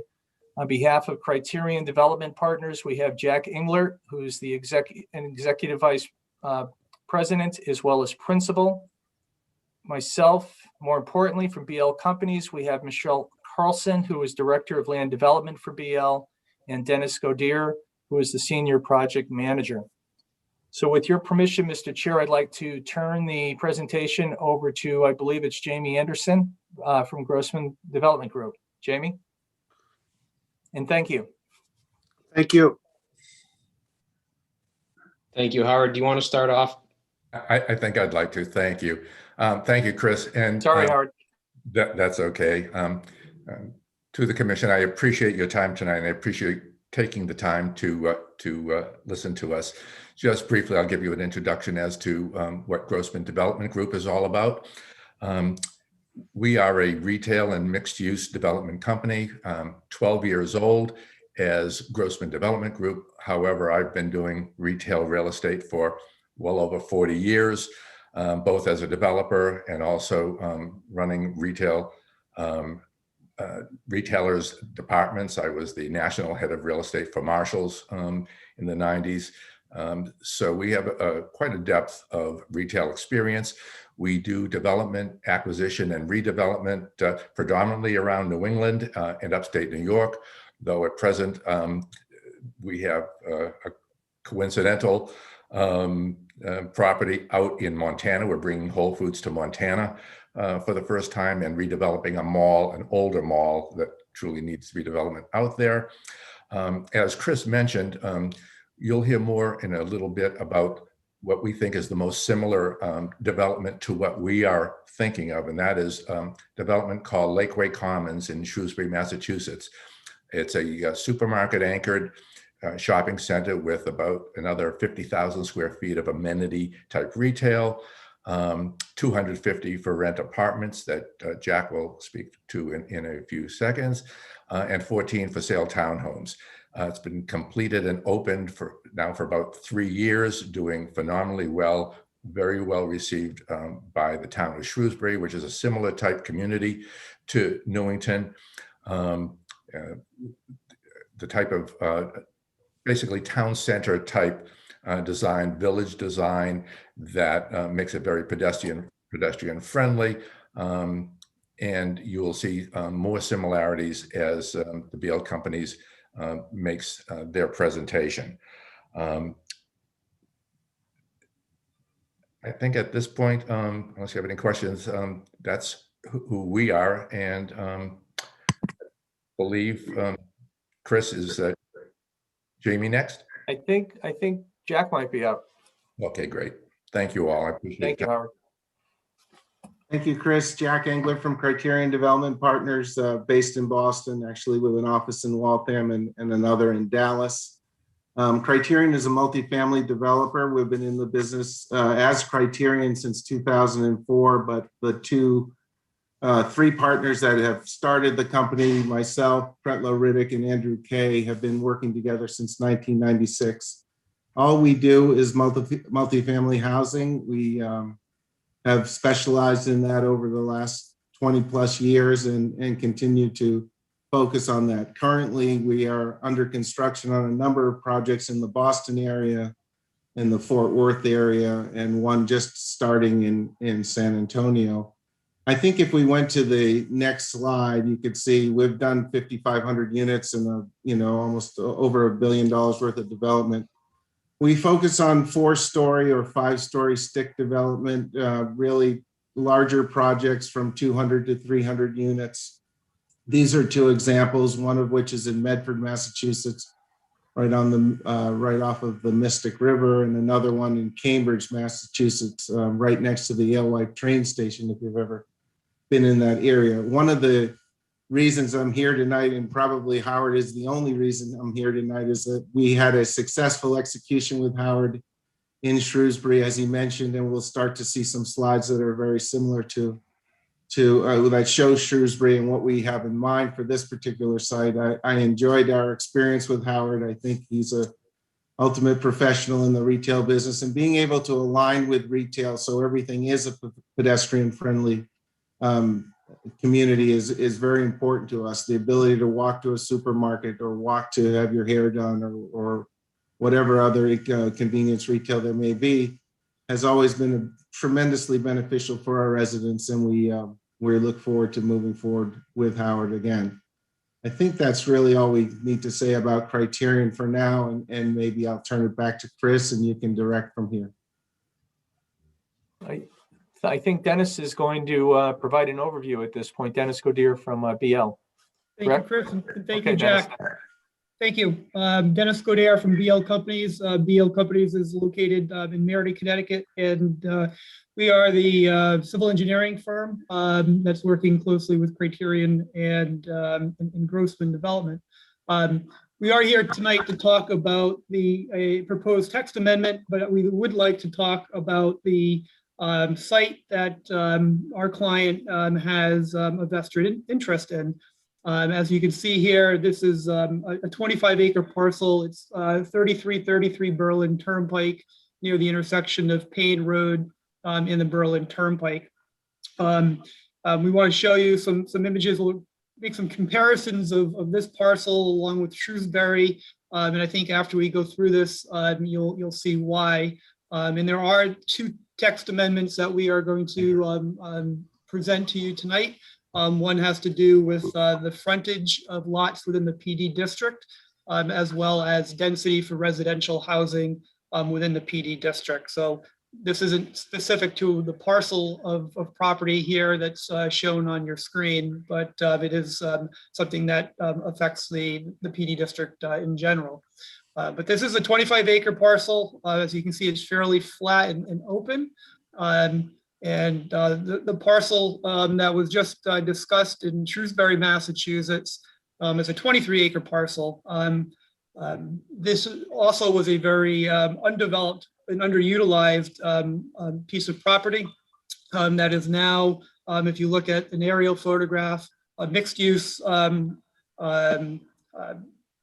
commercial and residential development. Our client is looking at taking that same concept and applying it to the 3333 Berlin Turnpike site, also known as Meadow Commons, and would like to convert this parcel into the residential of approximately 260 acres, as well as some commercial, which I'll show you in a moment. And you can see the large open landscaped area towards the Berlin Turnpike in central of the site. There are some wetlands in the back and some fingers along the northern portions as well. About 350 feet of access or frontage along Berlin Turnpike, and about a 60-foot frontage along Payne Road, which creates access to the rear of the lot. The proposal in the concept plan that is contemplated, as I mentioned, has commercial up in the front portion of the property, and then residential in the rear portion. So approximately 11 acres consists of commercial, where there would be a grocer as well as boutique retail in 4 other buildings, and then 260 residential units of varying from studio apartments up to 2 to 3 bedrooms in 4-story buildings.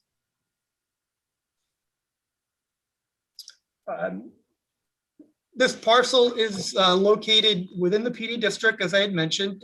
This star down below locates the rough location geographically within the town. It's our understanding that the PED district was established in the 1980s, maybe goes back to the 1970s. Something that we usually look to in any zoning district is what is the purpose and intent of a zoning district, and what is it trying to accomplish? But unfortunately, in the zoning regulations, there is not a clearly defined purpose or intent for Newington's PD district. But by the title of it being a planned development district, we can surmise that it's meant to be flexible to promote economic development, housing choices, and other types of development of the uses that are permitted either by special permit or by as of right. And generally, planned development districts have flexibility in bulk standards, not just frontage, which we'll be talking about, but other types of bulk standards from a design standpoint and a layout, as well as uses. And then we realize that you have just updated and adopted the POCD back in, I believe it was August of 2020. So we'll certainly need to be following the goals and objectives of the POCD with any of the amendments that we would bring forward. I'd like to start off by talking about the frontage amendment. The purpose here is also along the same purpose as to what the intent of a planned development district entails, and that is allowing flexibility. Larger parcels, especially when they have a long linear configuration, such as what we are looking at 3333, and perhaps other parcels along the Berlin Turnpike and those that are in the PD district, can have challenges with subdivision in order to meet development programs and undertakings that investors are looking to undertake. So in this case, there is a minimum frontage requirement in the PD district of 70 feet. We are looking to amend the regulation to have a minimum frontage of 50 feet, but only when there is a certain criteria that is met. So it's not a blanket, any property can do this. So you have to meet certain criteria. And in summary, they are that the parcel must be a minimum of 10 acres with 300 feet of existing frontage. You must have 2 points of access after the subdivision. That is 2 points of access to a public way. One of those must be owned by the parcel that will be subdivided. And this can't be done ad nauseum. It can't be done on a continuous basis. So you are only entitled one type of subdivision for this, so that way you can't get too many multiple properties in an area where there's this reduced frontage. And the mechanism of where this would take place in your zoning regulations is in section 4.5, table B. Currently, you can see in the title here, it says schedule of height, area, and yard requirements, non-residential uses. It's being proposed to strike non-residential uses because the table does in fact also address residential currently, even before any amendments. But we're simply suggesting we add a note 7, which says except as permitted by section 3.18.3. And that is where the previous slide that I just spoke to addresses the items associated with how you may be able to reduce to a 50-foot of frontage. The second amendment that we are proposing is to look at dwelling units per acre or density. And the intent here is to create a broader range of housing options within the town.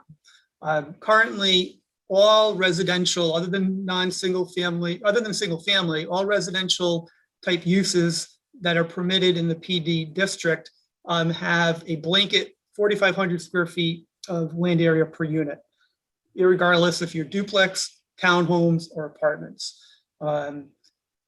Apartments are just by their nature have a higher density than a townhome.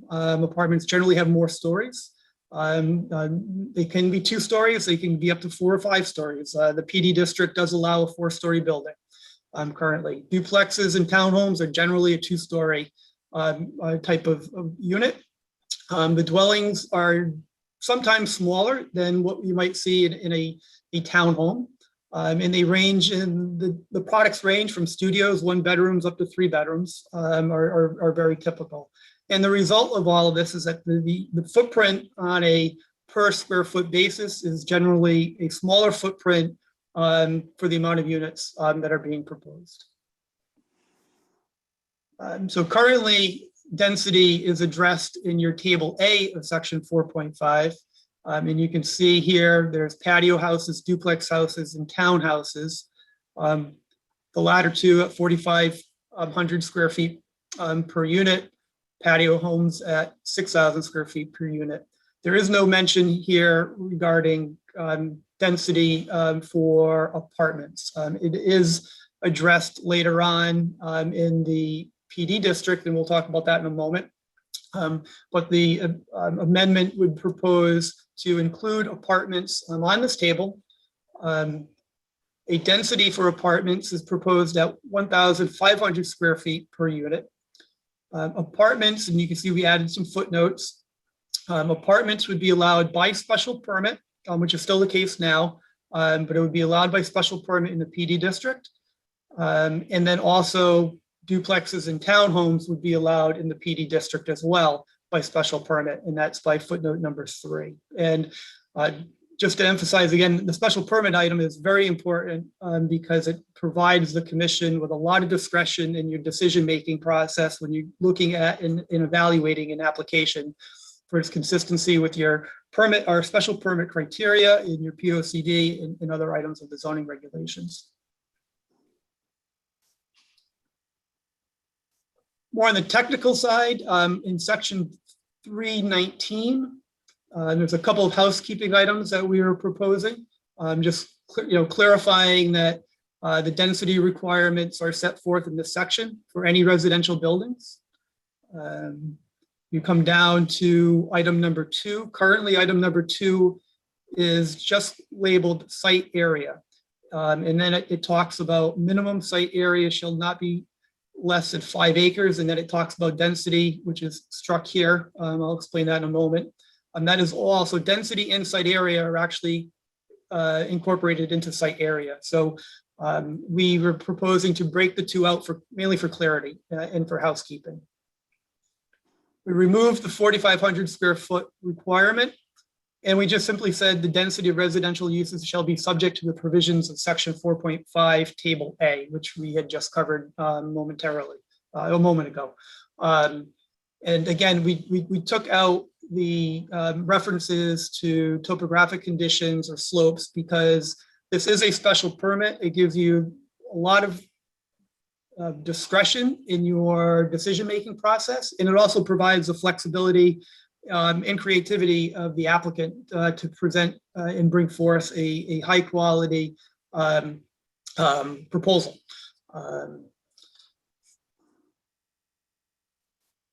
And that would conclude our overview. We are welcome any questions that you may have, comments. And Chris, I don't know if maybe you have any additional items you'd like to add, or anybody else? Thanks, Dennis. Very nice, excellent job. And just in summary, you see the proposal, what it would look like when completed. You see, we provided you with a comparable of a recent, very similar type of mixed-use community with the residential and commercial components. And I think if when the Dennis was showing you the aerial for the site, The frontage would deal with with one of the access points, and we would require that text amendment to make it work, to go from the 70 to 50 feet, as Dennis indicated. And also, we would need some additional relief, so to speak, with the density. But when I say relief, Dennis worked hard with Renata to come up with this text amendment so that as there was discussion with the prior application about a waiver in the McKenzie case out of Monroe, and whether there was, whether your regulation meets the McKenzie test, so to speak. This, I would respectfully submit this form that's only in a conceptual form at this point, but this would be the first step for us, would be to file the text amendment with the commission, and then if approved, come back with the site-specific proposal. But that's why we're just providing this to you this evening. Both the frontage requirement going from 70 to 50 has very specific requirements for that to be approved.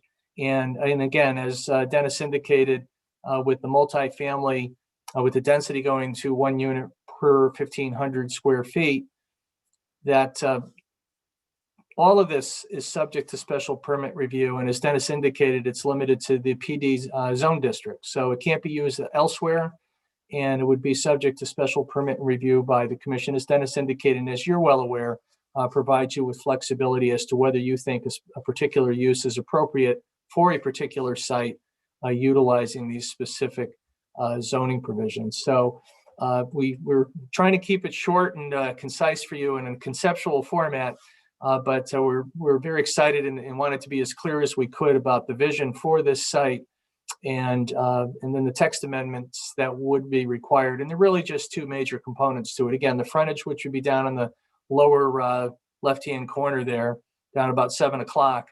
And then the density with the residential component. And as Dennis indicated, density when you deal with apartments versus townhouses, duplexes on a particular property, apartments, usually they're going to be denser, and they will go up in height. And as Dennis indicated, we're really retaining the height for the area. And I think that from all the news that we're hearing in Connecticut these days, and as we well know, there is a demand for the apartments in our state.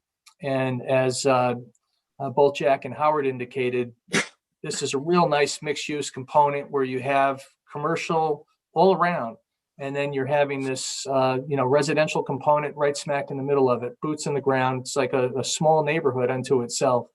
So we're open to any comments or questions that the commission has, and we're taking notes. And if you have any thoughts, we're more than happy to consider them and respond to any questions that you have. And thank you.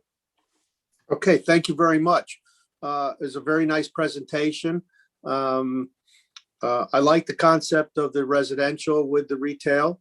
I think it's a very nice looking. I might have some little site plan issues, but nothing major. I don't have any problem with the amendments that you're looking to change. Are on the plan that's up now, are those garages for the housing units? Yes, Or those are. yes, Okay. these are over, there's 6 garages. I apologize, about 8 or so parking spaces within each of the garages. Mhm. That's a nice option. I'm going to go to Commissioner Woods. He may have some questions.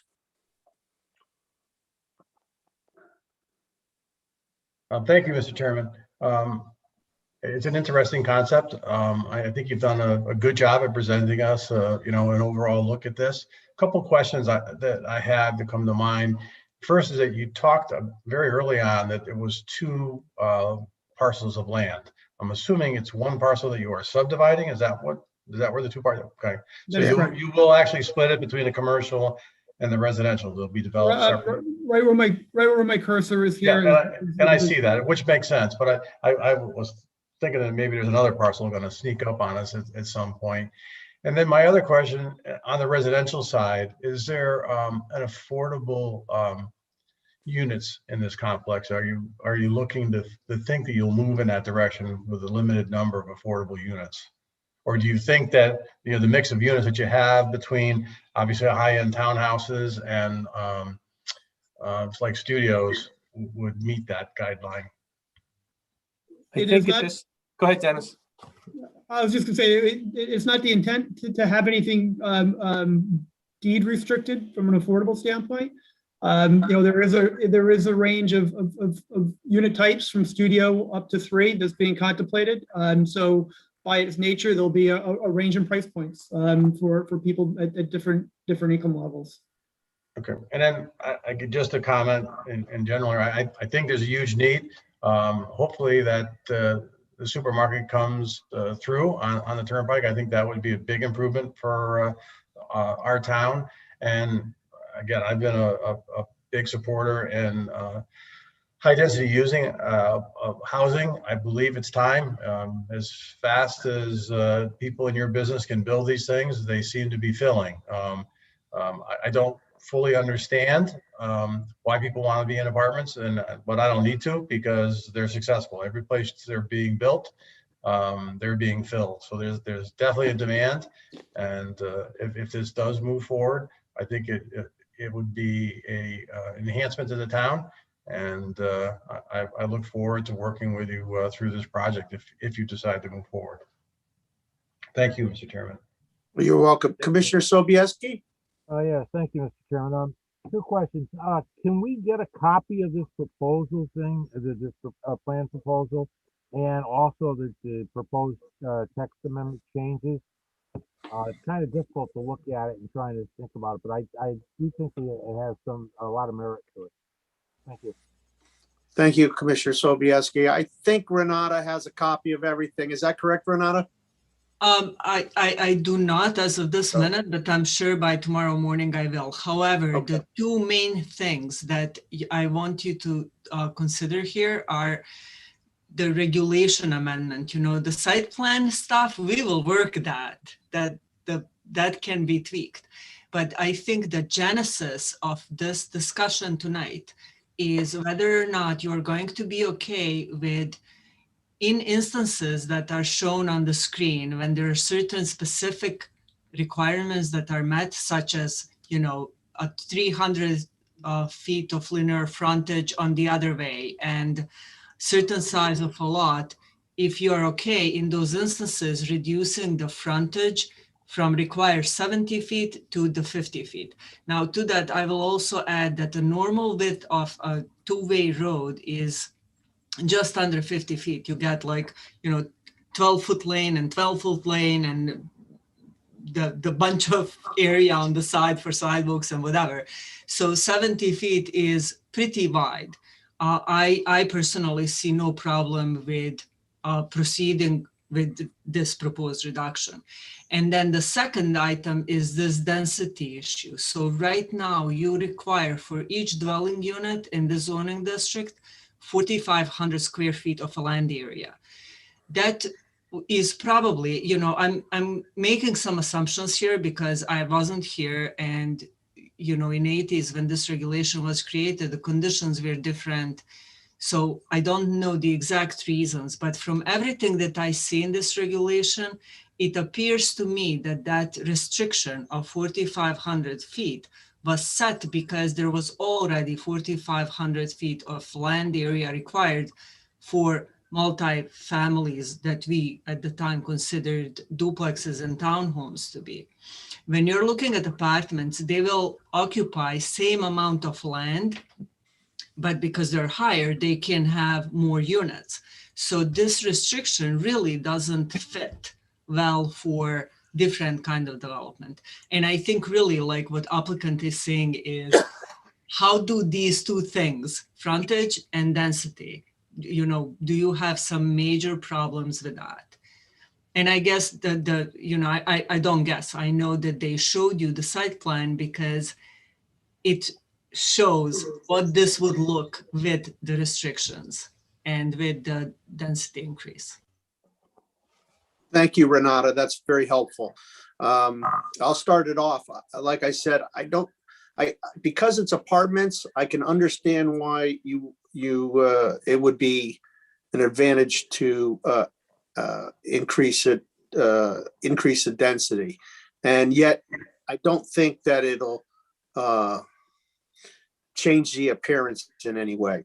And as far as the reduction of the frontage, I don't have a problem with that either. I'll ask the other commissioners how they feel about it so that we can give direction to the applicant. Is there, Commissioner Woods, do you have any feelings on that? Commissioner Claffey, go right ahead. Well, I think it was a great presentation. Like a lot of things, people are who are watching this, there's actually the most people that have been on a Zoom zoning meeting, I think, in a long time. We had upwards of 30 plus people tonight. So I think there's gonna be a lot of discussion about it outside of this meeting, but I think people, things here need to change. It's better than looking at what's out there right now. So this town needs some growth, and I think, yeah, there's some hurdles to get over, like everyone has said. And I think we just need to, look at the future and start to maneuver this town and our board into things that, need to come out of our regulation to help assist some development that is in dire need for our town. So, and think back, if this does come to fruition, it'll probably be the biggest thing this side of Blueback Square many years ago. But there's a lot of development on the pike, and it's skipping over Newington. For some reason, it's skipping over and going to Berlin. There's a lot of development just south of this area. And I'd love to see it here in Newington. Thank you. Thank you, Commissioner Claffey. Well said. And I agree with you. I would like to see the development in our town too. Commissioner Woods. Yeah, thank you. I forgot to bring this up. You also mentioned the wetlands, and this is really more probably for Renata than it is for the applicant. Renata, do you think this will be an issue for our conservation committee?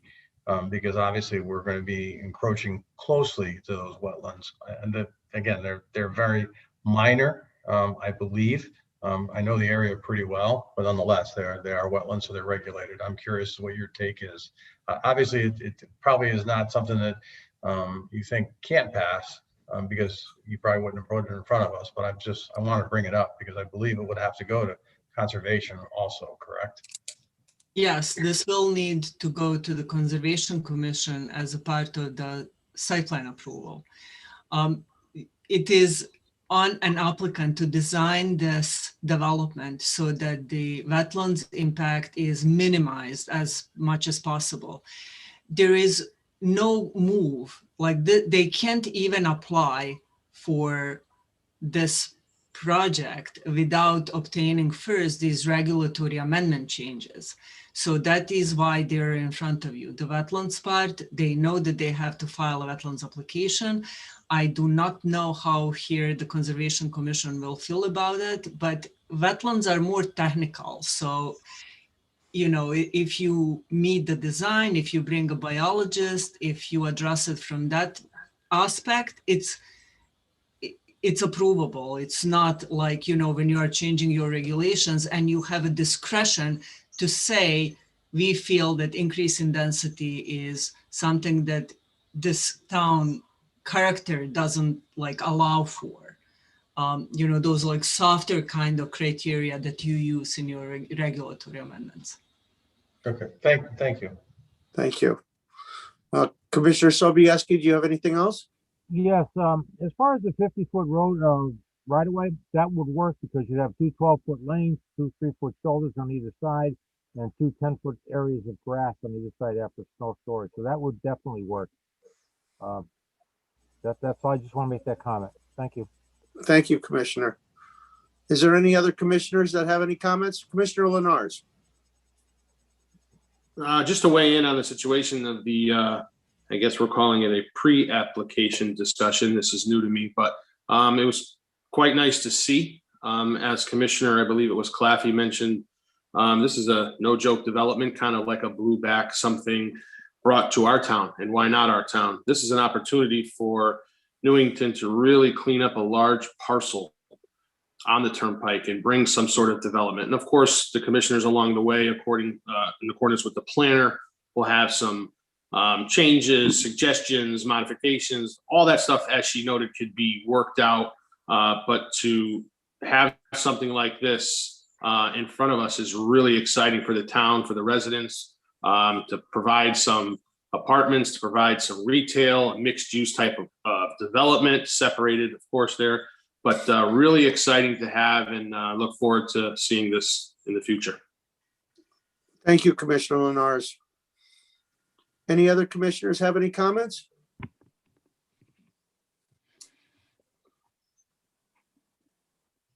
Any other commissioners have any more comments? Do you have anything else, Renata? I personally do not, but before the applicant leaves and before you close this matter, if you wouldn't mind just checking with them and ensuring Yes. that their questions are answered. Absolutely. Thank you. I'll turn it over to the applicants now. I hope that you gathered that we're pretty much in favor of this. Do you have any questions for us? I would just like to make one last request or suggestion, and that is we've used Shrewsbury, Massachusetts as a comparable, which it clearly is because the nature of the town, the nature of the development. I urge you, and I would be happy to put you together with the town manager, the assistant town manager, who happened to be the planner when I was doing that development, just to get a feel for how we execute, that we do what we say, and how they've absorbed this development, what it's meant to the town, at your leisure, if that's appropriate. Thank you very much. Anything else from the? I don't think it's Chris Smith for the record. Howard or Jack or Jamie, anything further, or Dennis? Michelle, I think you're on the call.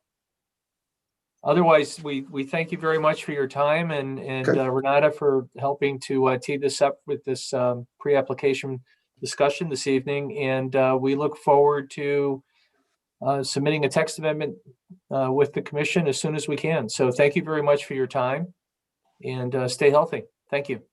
Thank you very much, Attorney Smith. Thank you, everyone. Thank you. Thank you. And good luck with your text amendment, your other text amendment that you have. Thank you. Okay, be well. Thank you. Yep. Okay, we're in old business now. And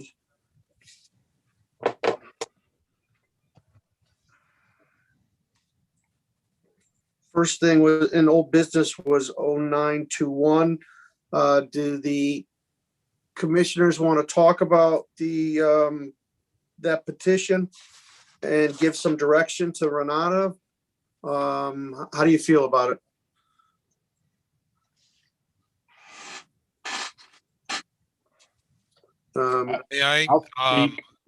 I find no problem with poultry.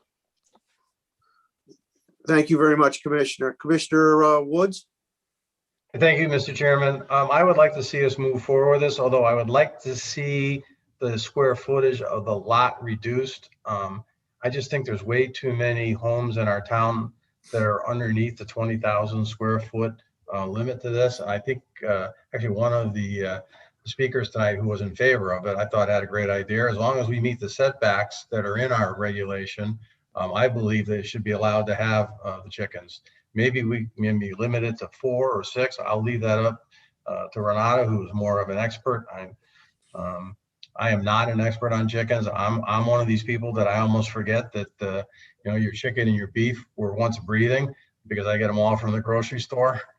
And I think that's some of the problem as a society we are. I'll just share a quick story with you. Someone just sent me this. It was in the LA Times that they were blasting hunters for going out and killing animals, even though they're eating them. They wanted them to go to get their meat at the store where they don't kill any animals to get that meat. And that's how ridiculous it is at times.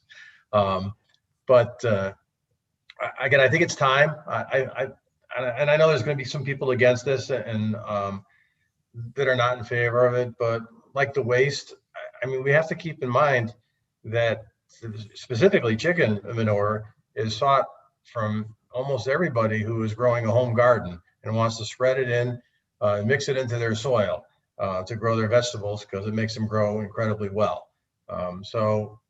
You know, I think that's just a little bit taken too far out of context.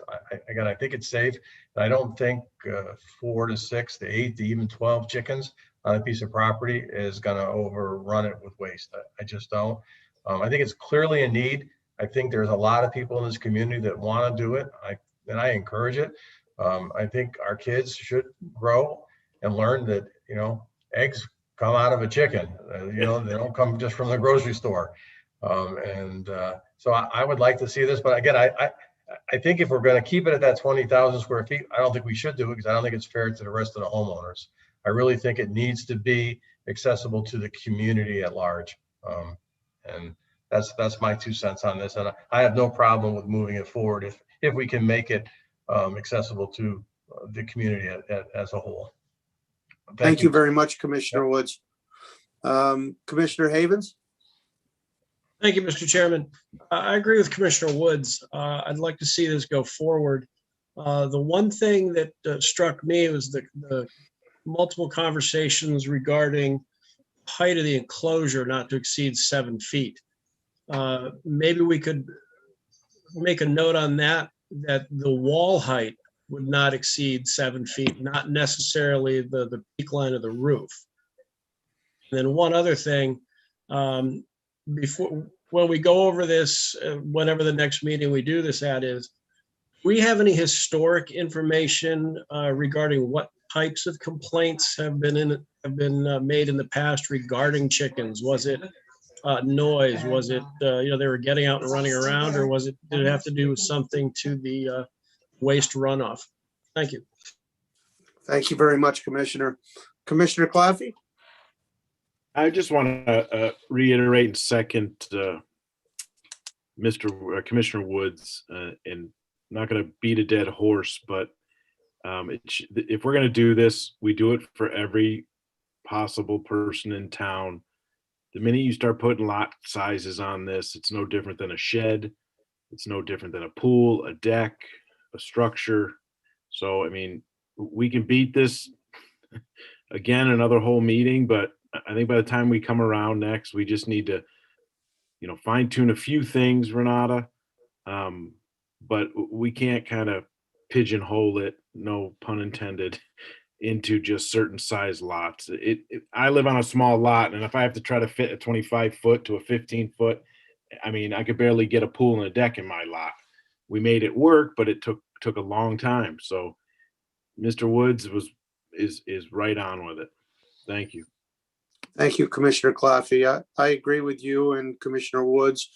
I think it's necessary to open it up for any single family home as long as it can meet the setback lines. Is there any other comments from the commissioners? Any other commissioners?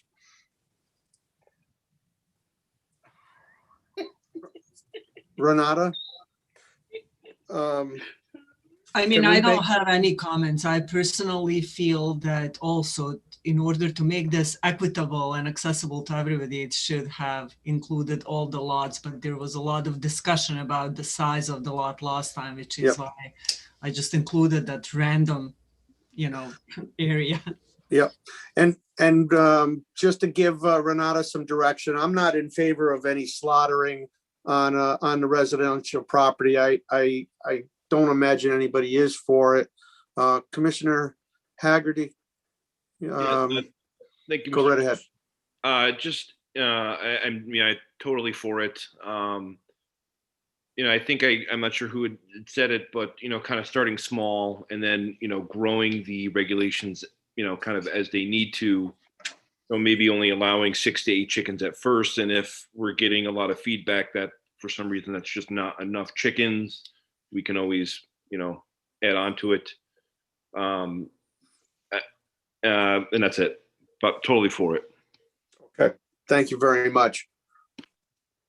All right, we'll make some adjustments on this, Renata, and then vote on it next meeting. And just before you move on, one more thing that I would like to have clarified. Yes.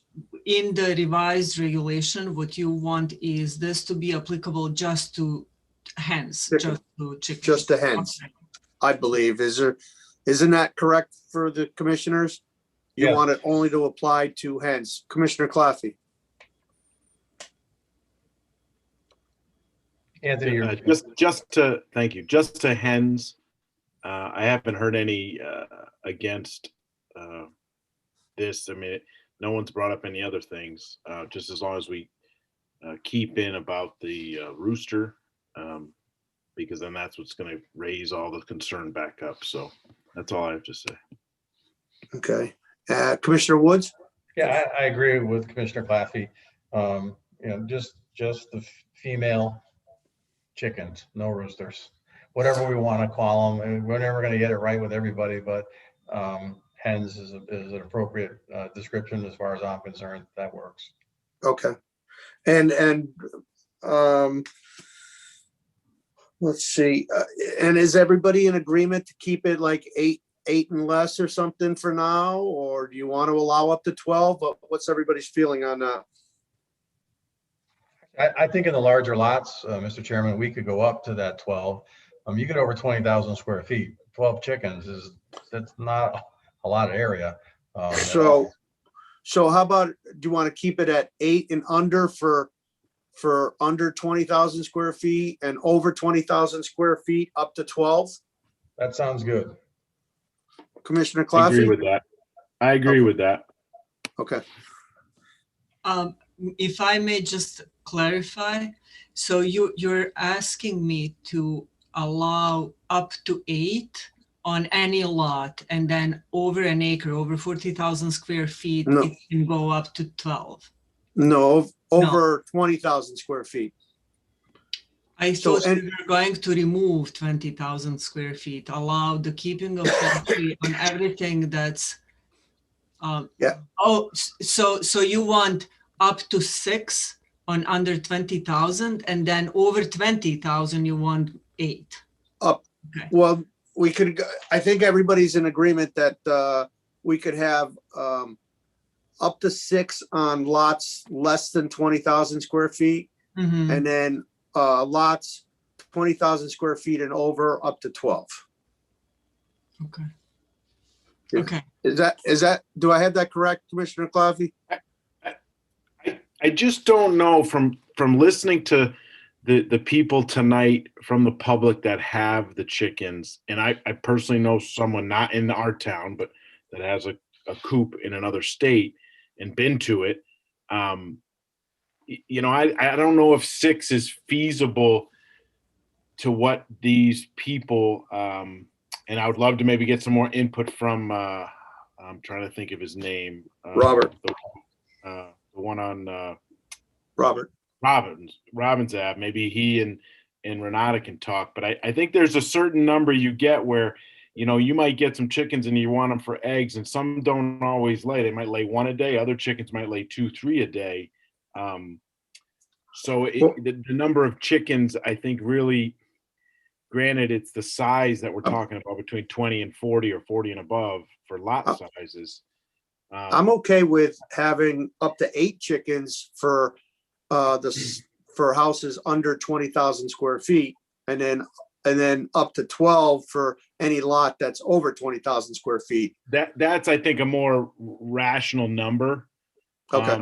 And then maybe we also have to be cognizant of, once this regulation becomes rule and we start using it and letting people do it, maybe it might need to be adjusted accordingly based on size. Like I've never been to one here in Newington of a chicken coop. Maybe I'll take a ride down and find a few, but I've never driven by a house on a small lot and been like, what's that in the backyard? It's usually like, oh, another shed's going up. Oh, another shed's going up. So, I think we might have to kind of bring this back if it becomes a problem with size of or amounts of chickens. But as of now, I think 8 is feasible and above 12 is feasible for those lot designations that you spoke of, Mr. Chairman.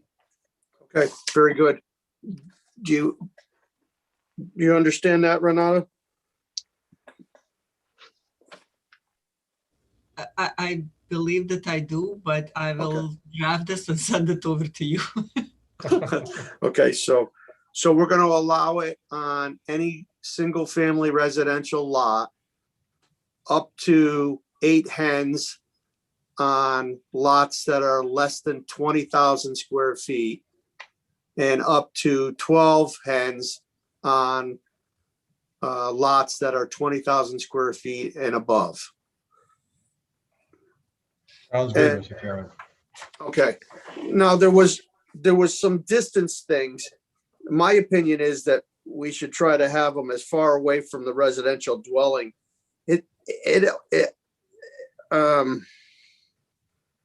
If we can bump up the distances so that they're farther from a residential dwelling,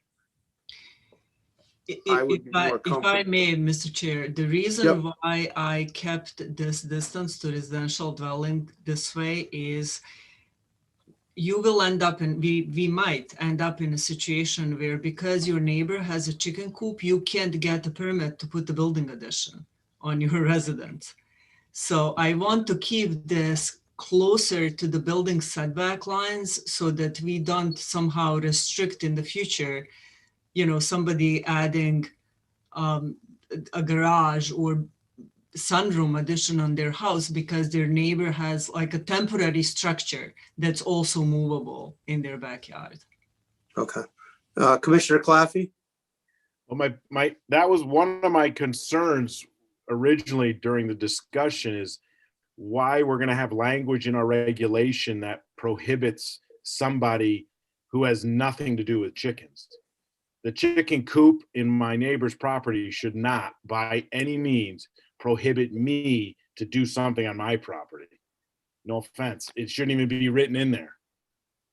I don't see how you can say my neighbor can prohibit me from putting my deck on at 15 feet if his chicken coop is more than 25 feet closer to my property. That makes no absolute sense to me. Renata?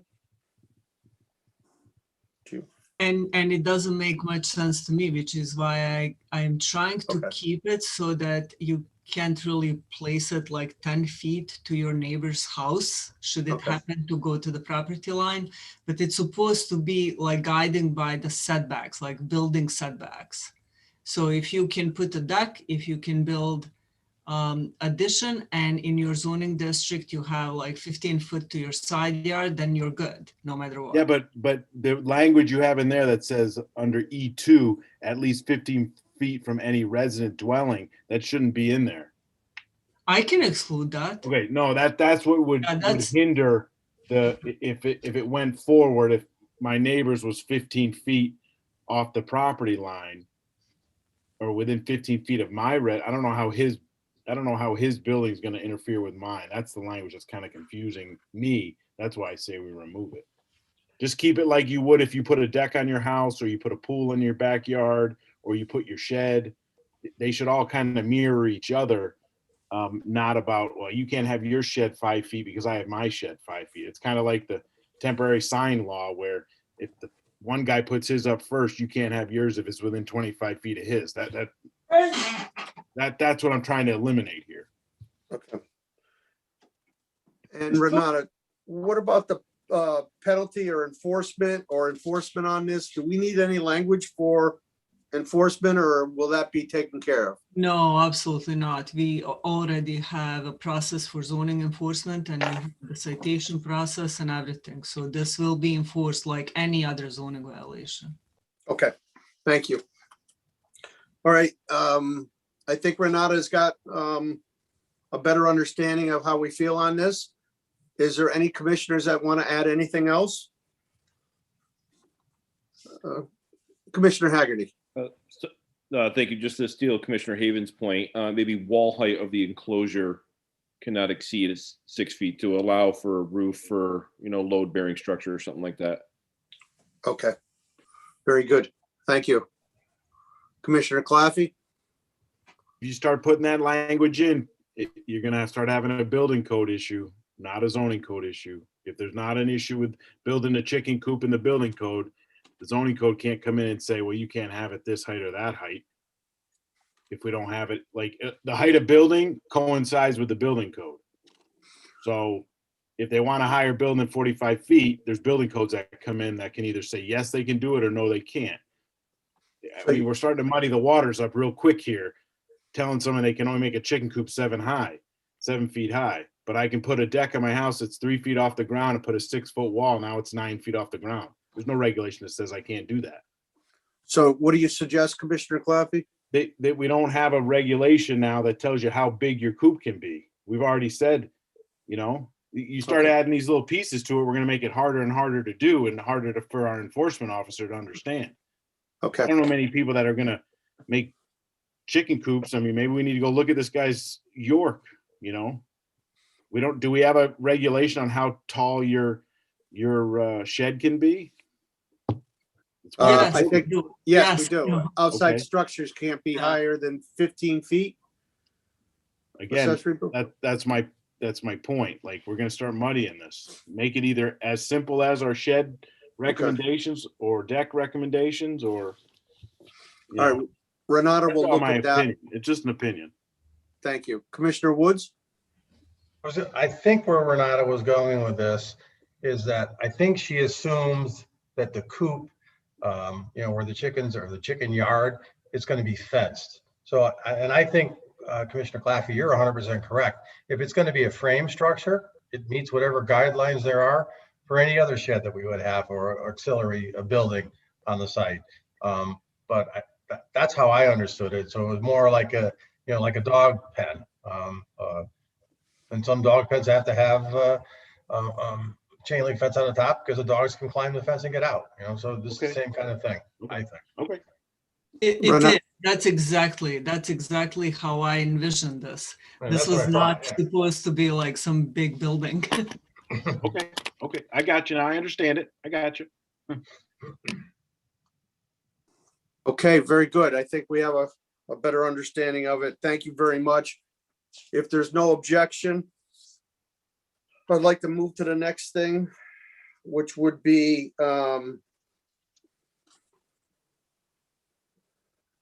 petition 10-21. If Commissioner Claffey, could you read that petition? And then we'll go to a motion on it or discussion.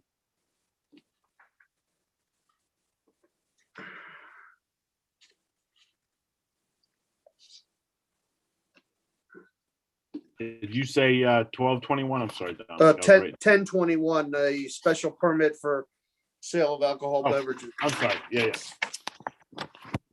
Petition 10-21, special permit, section 6.6, sale of alcoholic beverages to allow liquor sales at 28B Fen Road, Hamangi Patel, applicant in contact.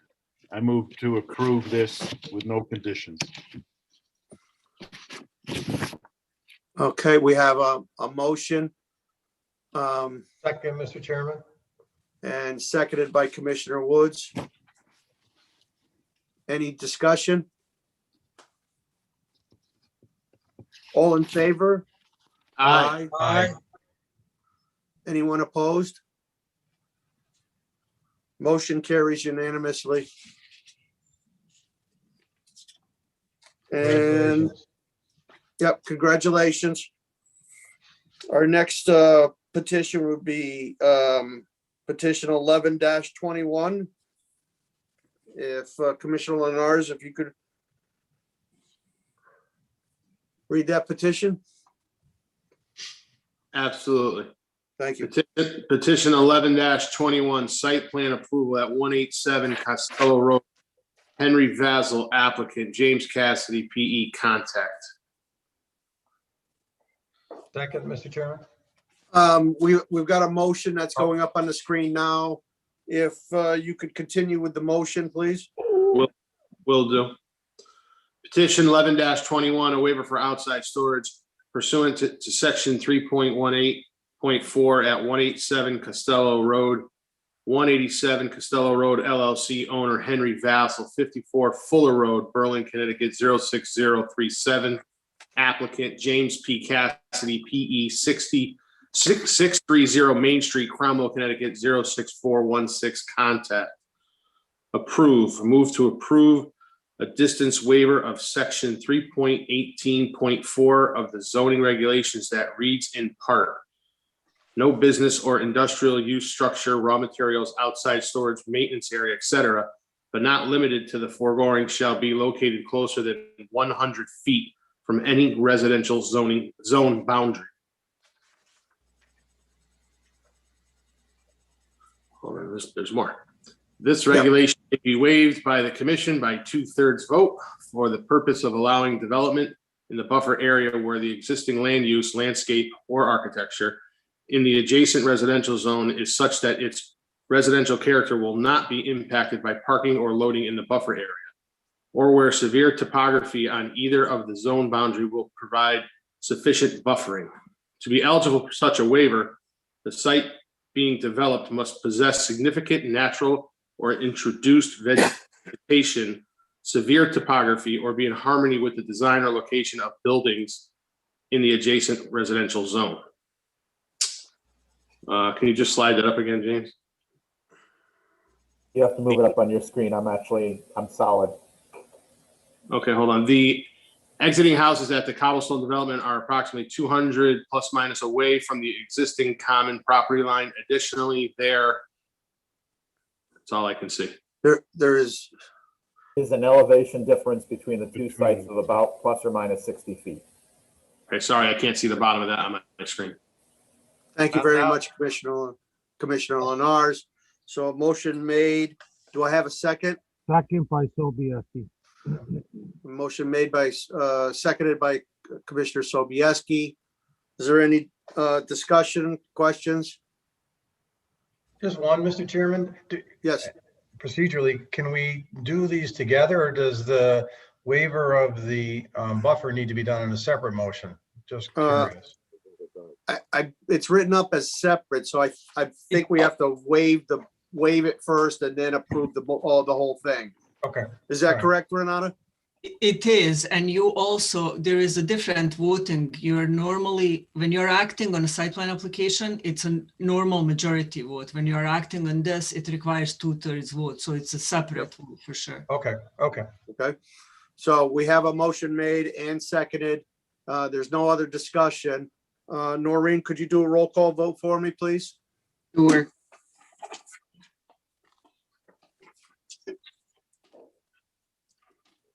Commissioner Claffey, Yay.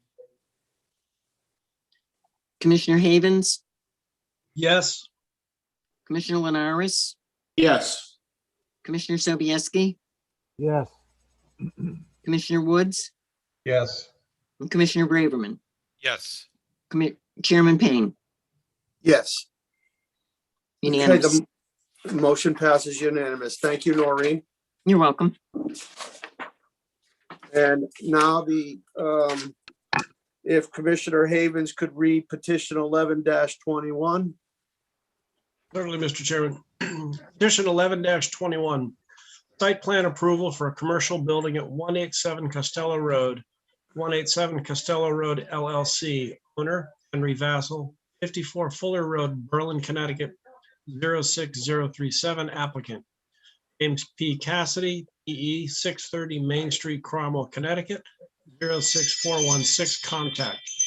Approve. Move to approve the above reference petition with modifications. 1, as discussed with the town engineer on March 23rd, 2021. And 2, as outlined in a zoning enforcement officer's letter dated March 15th, 2021. And 3, the staff review and approval of the landscape and lighting plans. Reasons for approval. The proposal meets the requirements for a site plan under section 5.3 of the Newington zoning regulations. Very good. Motion made by Commissioner Havens. Do I have a second? Second by Sobieski. Seconded by Commissioner Sobieski. Any questions or comments? All in favor? Aye. Opposed? Without objection, that's a unanimous. Was there an opposed? No. Okay, everybody was for it, so that's unanimous. Congratulations and welcome to the town of Newington. Thank you. Have a good night. Yep. Okay, I think we've covered everything. There's a couple things on petitions for scheduling. I'll turn it over to Renata in case she has anything to talk about on that. No, the first petition is where the, I forgot what's the name, Montana axe throwing. That's that location. When they were originally approved, there was a specific condition of approval related to the little restaurant concession area they have inside there, which requires them in any expansion in that particular use, it requires them to come before the planning commission. So we will schedule that. And the other one is the outdoor dining regulations. We spoke about this before. I actually included that language and posted it online so that everybody can see it ahead of time. But for right now, this is just a temporary patch to essentially transfer the authority to act on outdoor dining as we did under the executive order by governor, and to give me that specific authority ending on December 31st of this year. So within that time, we will revise the regulations and we will have a proper procedure to deal with these things. But for right now, as a temporary patch, I put that proposal in. There is an application that you will be accepting tonight, but not scheduling for public hearing. The car wash application got submitted to the town on Berlin Turnpike. This will be scheduled for public hearing at the next meeting, and then the hearing will be the second meeting in April for that application. You mean not the Berlin Turnpike? Fenn Road, Fenn Road, yes. Right. Okay. Okay. Commissioner Claffey, do you have a question? I had a question on 80 Fenn Road. You said that was part of the axe throwing. So the applicant is acting on behalf of the owner. Wouldn't it have to come through the one who got the approvals from previous meetings when that place opened up? Because it's just an inside food establishment. I'm just trying to clarify it. So the reason they have to do this, and it's the most unfortunate, honestly, when you acted to approve the axe throwing place and the restaurant concession area inside it, the commission set specific requirement that says any expansion in the food service or liquor service, you must go to the commission for approval. And then in our zoning regulation, we have a provision that says anytime you modify special permit in a way to remove the condition of the approval, you have to hold a hearing. So frankly, this should have been something that's handled more on a site plan level because the condition was related to parking. But the way the condition in our existing regulations kind of not contradicted, but together it implies that I have to hold a hearing on this. So the actual owner of the property doesn't have to be there. So we can, if we bestow on this applicant, I think that's what happened last time, is we always got his applicant in front of us and not the owner. And it took months upon months upon months upon months of back and forth. I do not know how long it will take you right now. We require that owners provide us either with an owner consent for any application that's submitted to my department, or they have to sign the application form. I actually only have like a copy here with some signature that I can't really say who it is, but we can look into that, yeah. Okay, because I'm still waiting for, I'm still waiting for the site plan approved for that. That never came back to us prior to you taking over for the last planner. So that's why I have the question. And we'll have Renata look into the site plan. All right. Thank you. Okay, thank you. If there's no other questions, we'll move to the town planner's report if she has anything. So I just have a couple of scheduling things. So we started, I believe at the last meeting, we talked about, how are we going to proceed with Newington Junction? I had shown you a map of the area. The commission, as far as I can tell, agreed that that was the okay area to start this process with. I started calling the property owners in the area, and we finally actually finished that yesterday. So for the next meeting, I am anticipating, and I did say this to people that I had a conversation with, that they should start watching meetings starting next meeting, because we will start talking about this. I will present to you some sort of a TOD language. I'm thinking I'm probably going to use what we have, and then we can discuss if we need to tweak and what we need to change in the language that we have in the TOD. And we are collecting some pictures, as you know, at one of the previous meetings, we were talking about perhaps taking some pictures going from, Willard West Hill to West Hartford and looking at some buildings in that area that we would consider for this. And then the second thing is I will send you an email tomorrow. I didn't want to further convolute all of these regulation changes, but I will send you tomorrow the B zone regulation. When we last talked about that, you had indicated that perhaps if I put it as a proposal with the comments, we can start discussion like that. So you will get that document in an email tomorrow, and hopefully we'll have time to talk about it at the next meeting. That's all I have. Okay. Very good, Renata. Any communications? The only communication that I have, and it was included in the packet, are CROG letters. Okay, very good. Is there any questions from the commissioners before I go to public participation?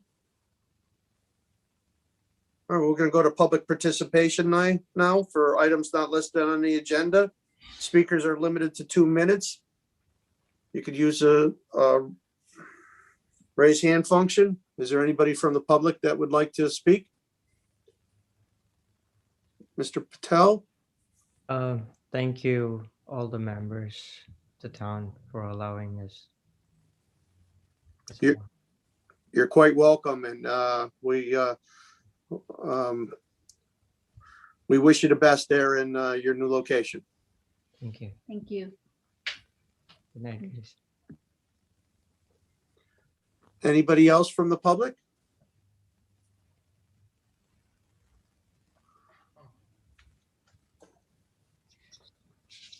All right, if there's nobody else from the public, without objection, I'll go to commissioners.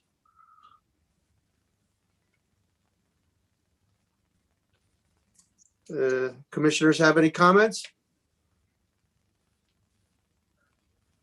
All right. I don't have any comments as a closing chairman. I'll entertain a motion to adjourn. So moved. Motion Second. made. Do I have a second? Second, Claffey. Seconded by Claffey. All in favor? Aye. Aye. Good night, everyone. Motion carries. Thanks, James. Good night, everybody. Thank you very much. Thank you, James, and thank you, Renata. Good night, and thank you all, and thank you, Anthony, for the long read. The long read. That you get stuck with, right? Was it you or was it David? I'm not sure, but one of you had like a long It was thing. David. Yeah, that was me. No problem. Sorry about that. That's all right. Thanks, Renata. Have a good night, guys. Good night. Good night.